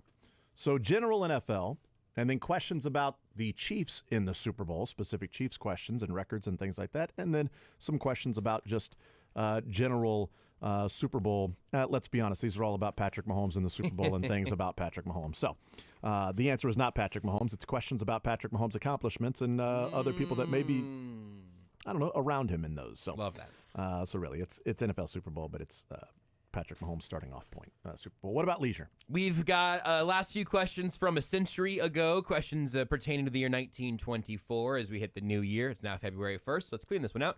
The pun name game has been rejuvenated yet again. There's some real bangers in there today. A few additions of what could it IMDb, but today's new question, the featured category these next couple of weeks, Vegas, baby!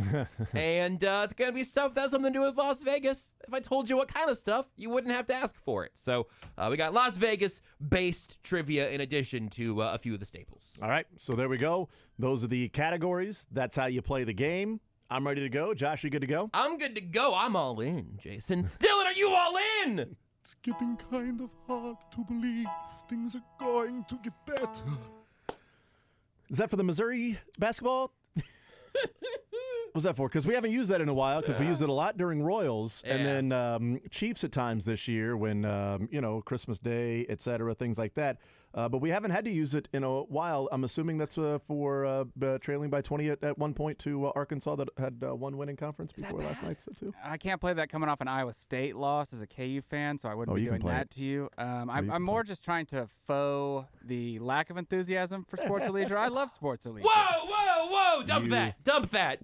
Watch your mouth. How dare you? So I want to follow in Drake and Shane's footsteps, but I enjoy this segment. So yeah, and Beards especially. Beards hated it so much he forgot about him. Shane was just sort of like, there's so much to do. Beards was like, God, I just hate this. And Drake was like, I don't even remember how to play the damn game. Why do you want me to do this? Shane was rattled. Drake was just making it happen. And Beards, I think, sort of found the Matrix and was able to achieve it all. But it's like he stopped existing from the hours of 1 to 2 o'clock. But just a general despising of the game. He had a Jedi mastery of his surroundings. That's why I forgot. But he actually was honed in by his hatred. Yeah, taught me to hate it. Yes. That's why I forgot. Because I had unlearn the teachings of Beards Dylan, to enjoy this. Dylan is a great example of hate is taught. Yes, that's absolutely true. Beards also taught him how to hate me. That's just natural. I don't think that's taught. That's learned. 913-381-0810. Let's start off with Chuck here on Sports Radio 810 WHB. Chuck, sports or leisure, what side do you want to start with? I'm going to start with leisure and do the pun name game. It's my favorite. Oh, thank you for doing that. Okay, hold on here. What? He's the head coach of the Ravens? Yeah! Interesting. Okay. I guess that's the clue. That's absurd. Lil John Harbaugh. Lil John Harbaugh! Lil John Harbaugh? You're welcome. Fantastic. Thank you so much. Lil John Harbaugh. All right. The energy I'm bringing today. I think the cue was, or the question was better than the answer. So how just can I not enjoy this? See?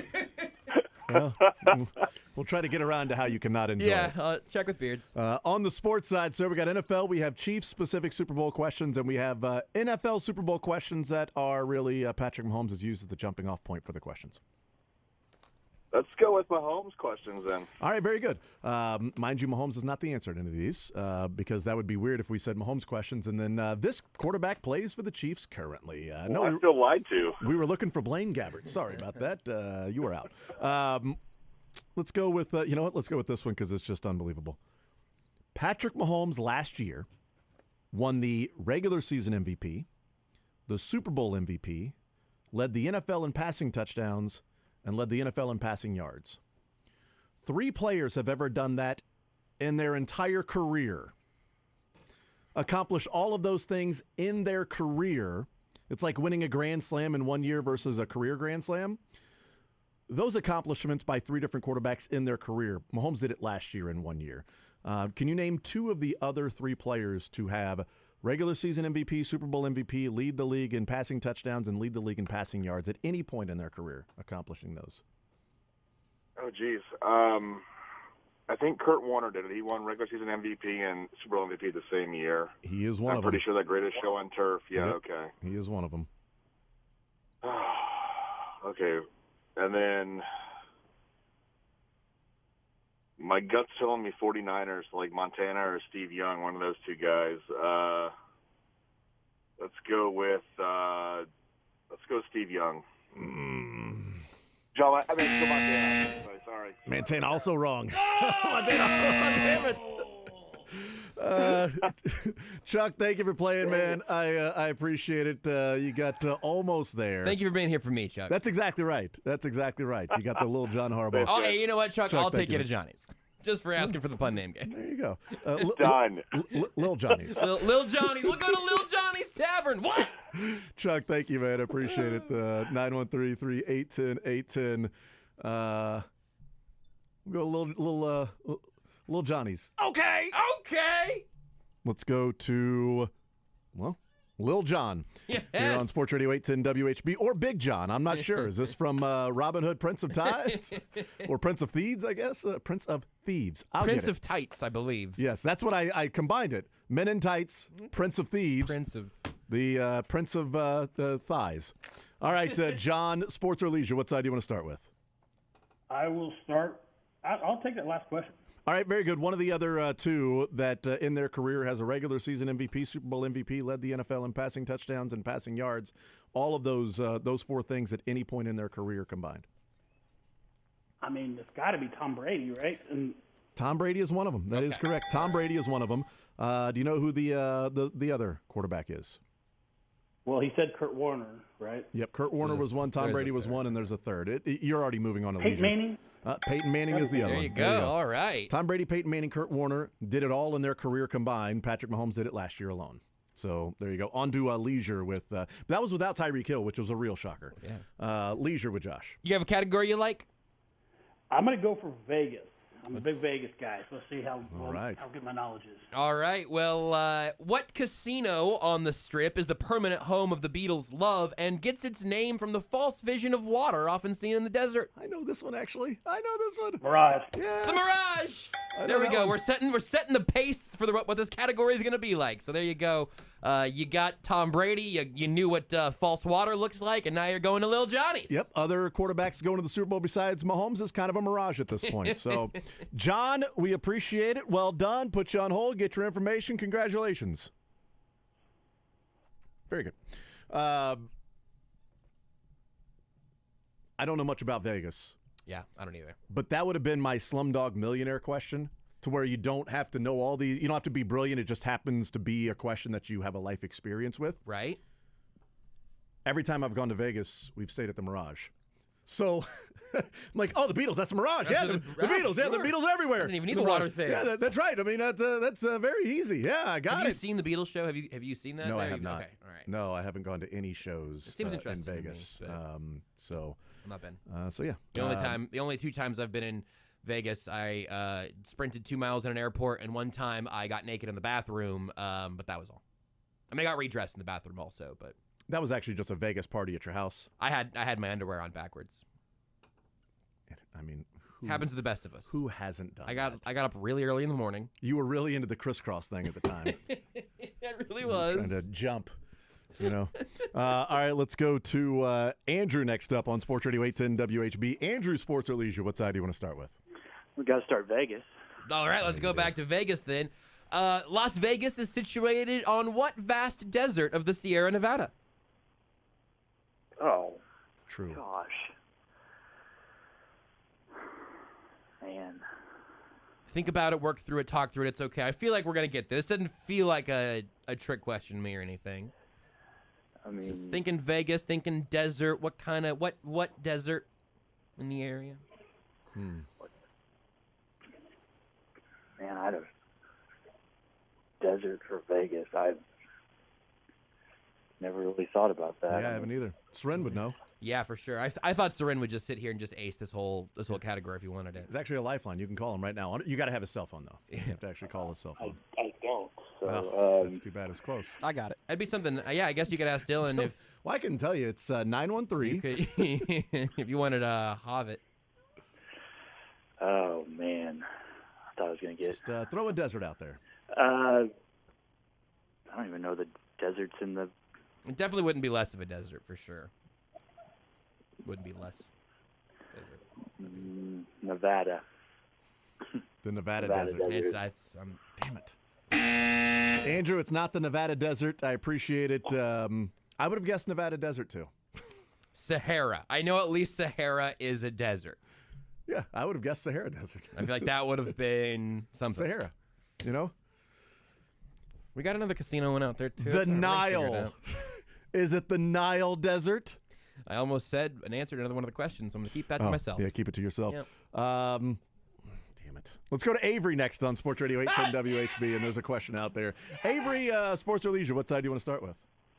Hey, you have that Life Aquatic with Steve Zissou question from last week? I deleted that one because I couldn't remember if I gave away the answer or not, but you took a Wes Anderson question and you left the desert one, so I think we'll just go ahead and count it. No, it doesn't count at all. He's got to have a question. I wasn't sure if it was out there. No, I do. I deleted it. With a plan to exact, I've actually made the font very small, which is what I do, so I don't forget which ones I've done previously. So it's 6-point font. With a plan to exact revenge on a mythical shark that killed his partner, an oceanographer rallies a crew that includes his estranged wife, a journalist, and a man who may or may not be his son. Life Aquatic with Steve Zissou. Since you also got the name of Steve Zissou, we'll count it. We'll count it. You had a week to I look forgot it up. that movie had a plot. Like you asked me last week. I was like, oh yeah. They were trying to do something. You're not just goofing around for like 2 hours. He had a week to look it up. Well, I think Avery may have watched it within the last week. All right, hey, Jason, sports. do you have that Stephon Page, Dwayne Bowe question from last week? No. No, I don't. That one you must have given I don't away. have that one. That one actually got answered, I think. If it didn't, it's gone now because I erased it. So I don't have that one. But I got a lot of fresh ones in general NFL, Chiefs Super Bowl, and then NFL Super Bowl questions with Mahomes being the jumping off point. I'll do NFL Super Bowl. Name every member on the roster of Super Bowl 17. Go. We need the Jeopardy sounder already. If we can get that one. Count for a half hour to figure out who played in that one and what year it was. Washington and Miami. All right. Let's see. Patrick Mahomes, last year against the Eagles, had the 7th highest passer rating in the Super Bowl of all time. Of the 6 quarterbacks ahead of him, one of them lost the game. Who was it? Tom Brady versus the Eagles? Is that your guess? You know what? I'm going to guess Tom Brady versus the Eagles.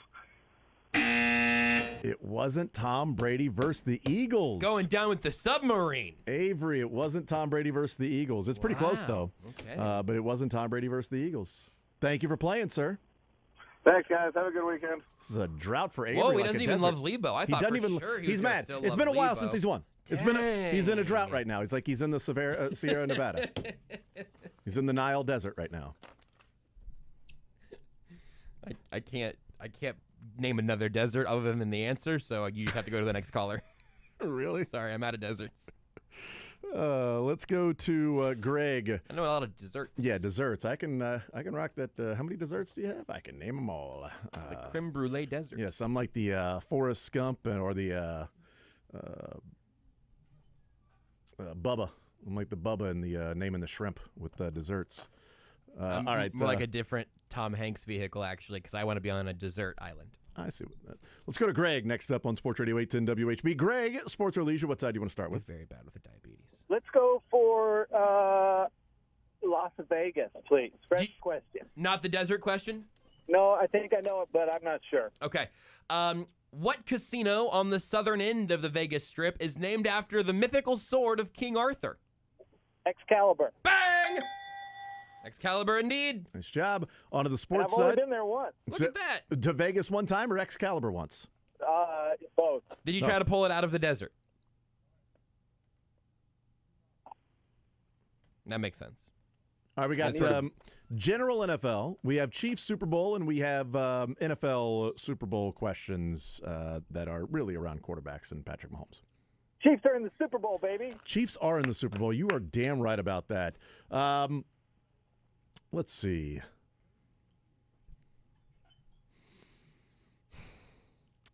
There are 4 players who have rushed for a touchdown in the Super Bowl in Chiefs history. Can you name 3? What? Yeah. Oh, my God. Well, let's see how many you get. Let's just go. You It's a gotta lower get more number than than you got to get more than guessed, I guess. Patrick Mahomes. That's one. That's one. Guess there's a Super Bowl with no touchdowns. So you can... Yep. Clyde Edwards-Helaire. He did not here? get No. a touch of downs. That's a hard question. It's somewhat of a hard question. Greg, thank you for playing, man. I really appreciate it. 913-3810810 is the phone number. We go to that question's out there as well, along with the Patrick Mahomes passer rating 1. Let's go to Matt next up on Sports Radio 810 WHB. Matt, sports or leisure, what side do you want to start with? I will try that passer rating 1. Yes. Let me read it again. Patrick Mahomes, the 7th highest passer rating in Super Bowl history last year against the Eagles. Of the 6 quarterbacks ahead of him, one of them lost the game. Tom Brady was guessed. That was incorrect. What say you? I feel like you're trying to give a hint there, so I'm going to try Matt Ryan against Tom Brady. Matt Ryan, correct. Matt Ryan in that game that they lost had a 144.1 quarterback rating and lost the game. Yes, that is correct. Matt Ryan, the only person with a higher quarterback rating than Patrick Mahomes that did not win that game. Leisure with Josh. You got a category? Yeah, let's do pun name game. Let's do the pun name game. Well, this one is let's go this direction. This beauty of Greek mythology was said to be the most beautiful woman in the world, cited as the face that launched 1,000 ships, before going on to win 3 Super Bowls at the helm of the Dallas Cowboys. I think that's Helen of Troy Aikman. It absolutely is Helen of Troy Aikman. Yeah. Except for she actually did the work. Whoa! Who said that? Where did that come from? Couldn't help himself. No, he couldn't. Dylan, was that you? It was not Dylan, actually. It was very much you. It sounded just like you. Sound like me. It was your voice. I know exactly what it sounds like. It was your voice. Have we passed 33% of the Super Bowl? We have. Okay. We He's have. about to get to 100%. We're very close to 100. I can't wait till he's 133%. I've got a tweet already in the drafts. We'll get there. Of 100 or? For 100. Okay, very good. All right, on to the sports side, sir. We got NFL. We have Chiefs in the Super Bowl, and we have NFL Super Bowl questions that are around quarterbacks and Mahomes. I think I answered the Matt Ryan one already, but I Yes, can you go did. again. Nope, you did. Absolutely. Matt, well done. We'll put you on hold. We wanted to see if you would blow an early lead. You had an early Yeah. lead there talking about Matt Ryan versus the Patriots. And Yeah, see if you can. We were seeing if you remembered answering the Matt Ryan question because we didn't. Matt, we'll put you on hold and get your information. Congratulations, sir. Thanks, guys. That's awesome. I love the fact that he goes, I think I answered the Matt Ryan. That's I'm not polite, sure. That's a polite way It's to a tell total us we're polite way. dummies. Yes, but I love the. I think I answered the Matt Ryan question. Matt, over to leisure. What category would you like? Oh, you did. Per my previous email, I actually... I believe I sent an email on Friday detailing. We'll circle back around after the first of the year. Let's go to Charles next up on Sports Radio 810 WHB. Charles, sports or leisure? What side do you want to start with? Let's do some leisure. What category? That desert question. Oh, yes. So Las Vegas is situated on what vast desert of the Sierra Nevada? That would be the Mojave. That would be the Mojave Desert. The Is that what was that the hint? It's I said it's not Mo. less, it's Mo, yeah. And it's somebody, I said earlier that you needed to have the right answer, I think, but I was going really subtle early on, so. More have? You gotta, the more have desert. The more have desert? Let me take that I'm gonna take that more have desert question. It's actually pronounced Nevada. I'm gonna take that Versailles question. Yeah, learn about that. It's Nevada, yes. It's actually Missouri. No, it isn't. On to the sports side, sir. NFL, unless you've already answered a Matt Ryan question. No, I think he's good. Okay, great. NFL, Chiefs, Super Bowl, Chiefs in the Super Bowl, and then NFL Super Bowl around quarterbacks. Let's do the rushing touchdown Super Bowl Chiefs. Okay, there are 4 players who have rushed for a touchdown in the Super Bowl. I asked the previous caller to name 3. He guessed Patrick Mahomes. That was correct. He then guessed Clyde Edwards-Helaire. That was incorrect. So what say you, sir? This is all their Super Bowls, correct? Every Super Bowl they've ever played in, yep. Okay. Pacheco last year, correct? And Mahomes has already been out there. And then I'm going to say Damian Williams. Damian Williams, correct. Do you know the other one? I'm going to throw a dart and say Travis Kelce. No. It's very, very, very, very, very famous play in Chiefs history. Oh, yeah, that makes sense. Yeah, 65 toss power trap. Why is the thing wide open? Mike Garrett. That makes a lot of Mike sense. Garrett, 65 toss power trap. I told you, boys. So Mike Garrett, Patrick Mahomes, Damian Williams, and Isaiah Pacheco, the 4 players. But you got that one right. On to leisure. Yep, Matt Ryan beat who in the... Oh, hold on. Matt Ryan lost that game. Charles will put you on hold. They really lost that game. They really lost that game. Charles will get your information. Congratulations, sir. Mo, have a nice time at Johnny's. Super duper Johnny. Awesome.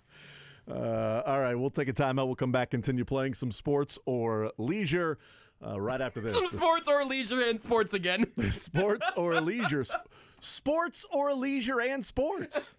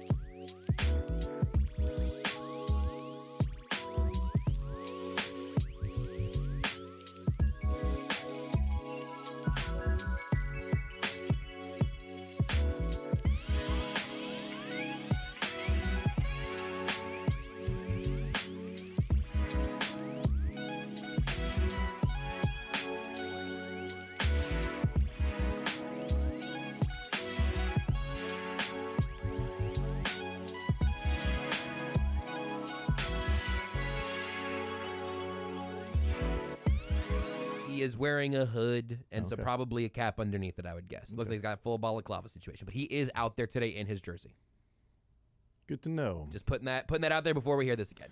Well, here's Cam Newton weighing in on Kadarius Toney and the IG video. Cam Newton from his podcast yesterday afternoon. This is a message to Kadarius Toney. Bro, if you don't realize this is the main reason why your ass ain't playing by doing like this, welcome to corporate America, bro. These don't need you. And you don't help the situation by pouring fuel on the fire and acting as if you're going to do something when you're not. You just up yourself, dog. What you going to put your hands on? Andy Reid? Think about it. In the hood, that's how you handle your business. Shut up. And like when we got any type of disconnect, I'm going to be this like, no, you ain't going to be able to do that in corporate. Like, bro, I'm just being 100 with you, bro. And dog, if I ever see you, bro, I hope that we can talk. Because I know how you feel. I know you feel like these is playing with your name right now. I know you feel like it's a lot of, as we would say, cap going on. You know what I'm saying? Where you feel like, bro, I've been healthy, but these ain't playing me. But you don't understand. This is the reason why you're not playing. By doing all this extra I think you should take a different approach next time. Because if you feel that they're playing you in a manner that you don't feel, this ain't the way to do it. There's other ways to do it. This ain't the way to do it. He been in the league long enough that I'm guaranteeing like that was on his player card, meaning like people knew that this was the type of player that he was. You know what I'm saying? Hey, great player, great talent, but he got a lot of back. I don't know. We've all had those type of players that's like, bro, he alienated. That's not him. But it ain't no reason to shun him away because he can help the football team. We've seen him help it. Not in this year where he's been the villain. the offsides, the drop passes, and things like that. You don't, bro. There's an old saying, and I always say, when the shit gets bigger than a rabbit, you got to kill the rabbit. Kadarius, Mr. Tony, your shit is becoming bigger than you. Cam Newton on his podcast trying to reach Kadarius Toney. If you want to reach Kadarius Toney, you can find him at practice today. Looked like he's having a nice time out there. He is having a blast. All throwing smiles. the football around, smiling, enjoying himself. So there you go. When the bleep is bigger than the rabbit, kill the rabbit. Kadarius Toney, the bleep is bigger than you. He said it's becoming bigger. I think it's already bigger. So we'll see. Let's get back into having some fun. 913-381-0810, playing a little sports or leisure here, presented by Johnny's Tavern. $25 for Johnny's Tavern on the line. We'll go back to the phone lines, waiting patiently. Jeff to play the game. Jeff, sports or leisure, what side would you like to start with, sir? Let's start with sports. Chiefs Super Bowl. Chiefs Super Bowl for you. All right. Let's go with 6 players have caught a touchdown in the Super Bowl for the Chiefs. So we mentioned 4 players have rushed for a touchdown, and we got the answers to those. 6 players have caught a touchdown in the Super Bowl for the Chiefs. Name 4. Let's go name 4. I wouldn't bet my life on it, but I've got like 5 quality answers that I feel pretty good about, I think. We say Otis Taylor. There's one. Tyreek Hill. Did Tyreek never get one? Tyreek Hill never caught one. Oh, my God. Jeff, you've been waiting a while. I'll give you another chance. You get 1 strike. Jeff's been on hold for like a half hour. So I would have gotten that 100% wrong. Just, wow. Yeah, okay. Because you're an idiot. Jeff I'm a dummy. isn't. Jeff's smart, though. Yeah. Kadarius Toney. That is one. Sky Moore. There you go.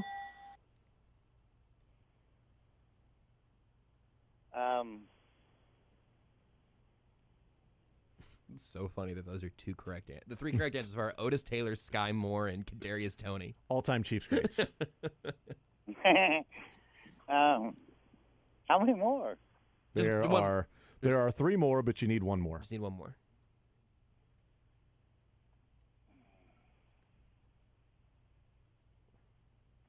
Throw a dart, Jeff. What do you say? Like Mahomes throwing a dart. Or Len Dawson throwing a dart. What do you say? This guy. That guy. And another guy. Did. What do you say? Shit. I Nope, don't know. that's not. Cole didn't. He did not. He did not do that. Cole didn't. Throw a dart. What do you say? And go. Clyde Edwards-Helaire. He did not catch a touchdown. I appreciate that. Was that Cam Newton? We forgot to bleep that part of it out. Thank you. Let's go to Shane next up on Sports Radio 810 WHB. Shane, sports or leisure, what side do you want to start with? Hi, guys. Leisure, please. What category? Can you name them real quick? I'm sorry. We got Vegas. He was on the phone, so he got to hear that. We got Vegas. Oh, yeah, you got to hear. We got Vegas. What could IMDb, the pun name game, and a couple left from a century ago. Questions pertaining to 1924. Okay, I love the IMDb. Please, let's do that one. Let's go here. Inspired by real events and people, 6 MIT students who become trained to be experts in card counting and subsequently took Vegas casinos for millions in winnings. I can think of the star, and I'm trying to think of the name of the movie. I've seen it. Me too. That's what the problem is. I can think of the. Sorry about that. I've seen it based on a book too. If you get closer, there's a hint that I think would bring it all the way home. But I got it. It's I hope I'm right, guys. Is it Rounders? No. I guess that. No. No. It's a no. You asked. No, it's not Rounders. Yes, we answered. No, it's not Rounders. I don't know what the whole situation is here. You want to give 1 strike? Who's the star you're thinking of in the movie? Matt Damon. Am I wrong? Yeah, that's not the right movie. Oh, I think the differentiator here of like 6 MIT Yeah. students is probably the, and you're right, based on a book. Because it's a combination of Good Will Hunting and that if he's going with Rounders, because Matt Damon was not an MIT student, but he worked at MIT in Good Will Hunting. Shane, thank you for playing, man. I appreciate it, brother. Thank you. Yep, 913-381-1018. Let's That one's go out there. to Rob next up on Sports Radio 810 WHB. Rob, sports or leisure? What side do you want to start with? Oh, let's go leisure first. What category? Oh, 1924. Ooh, okay. All right. Just listen to the question, and you're going to get this one. German automobile manufacturers Daimler Motoren Gesellschaft and Benson C began their first joint venture in 1924. What brand did they later merge into? Oh, man, Mercedes-Benz. Boom! Yeah, You didn't even need to listen. You were just ready. Good work. Thank you. On to the sports side, Rob. We have general NFL. We have Chiefs in the Super Bowl, and we have NFL Super Bowl questions relating to quarterbacks / Patrick Mahomes. Okay, that last one. The players that have caught a touchdown, or the category you're thinking? Are you thinking the last one in category, or the last question we had out there? Sorry. Oh, okay, last one in category. All right, let's see. NFL Super Bowl pertaining to Patrick Mahomes. Here we go. Patrick Mahomes, 5 touchdowns in the Super Bowl in his 3 games played. There are 5 quarterbacks with more passing touchdowns in their first 3 or fewer Super Bowls. Name 2. Tom Brady. Tom Brady had 6, and 1 more of the other 4. Terry Bradshaw. Terry Bradshaw had 7. Terry Bradshaw! He had 7. The other quarterbacks out there, Kurt Warner, Joe Montana, and Steve Young all had 6. So there you go. And Patrick Mahomes with his 5. That is a winner, Rob. We'll put you on hold, get your information. Congratulations. Can I ask you a question? Yeah, absolutely. I haven't heard anybody mention this since the game the other night, but do you know how many fake punts the Chiefs have stuffed this year? How good they compare to other teams, and some of that kind of info? I haven't heard the fake punt talked about very much, and just was kind of wondering that. Yeah, I appreciate the phone call. We'll put you on hold, get your information, and head to Johnny's Tavern. $25 is yours. I know they stopped it against the Bills, but they didn't stop it against the Lions. Aren't those the 2 this year? 1 for 2? Yeah, I don't know if I'm missing. They converted a fake another punt one? with Tommy Townsend. They did. So if you're looking at fake punts, 2 of the 3 worked in their favor. I think those are the only ones that I can think of. Yeah. Lions worked against them, and Bills, they stopped it. Yeah. So 50. That'd be batting 500. I can tell you that. if those are the only. Is that good or bad? I'm not sure. I also don't know. I'm not sure.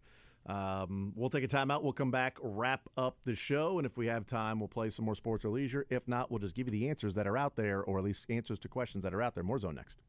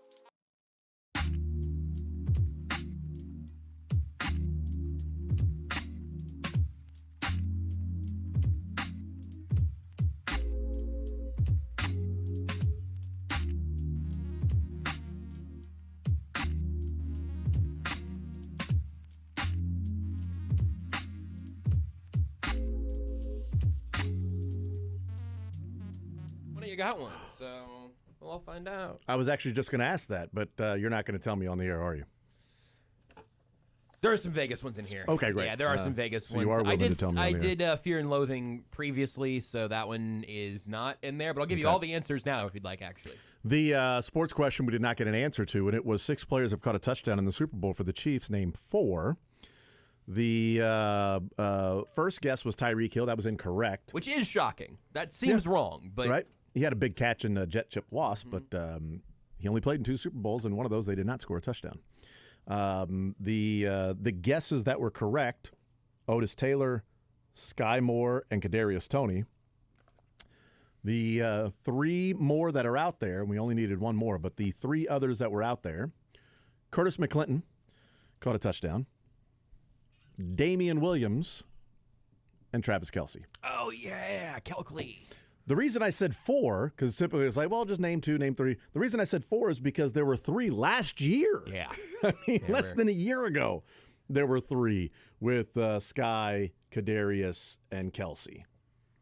So there you go. 6 players have now caught a touchdown. How about that? 6 players have caught a touchdown.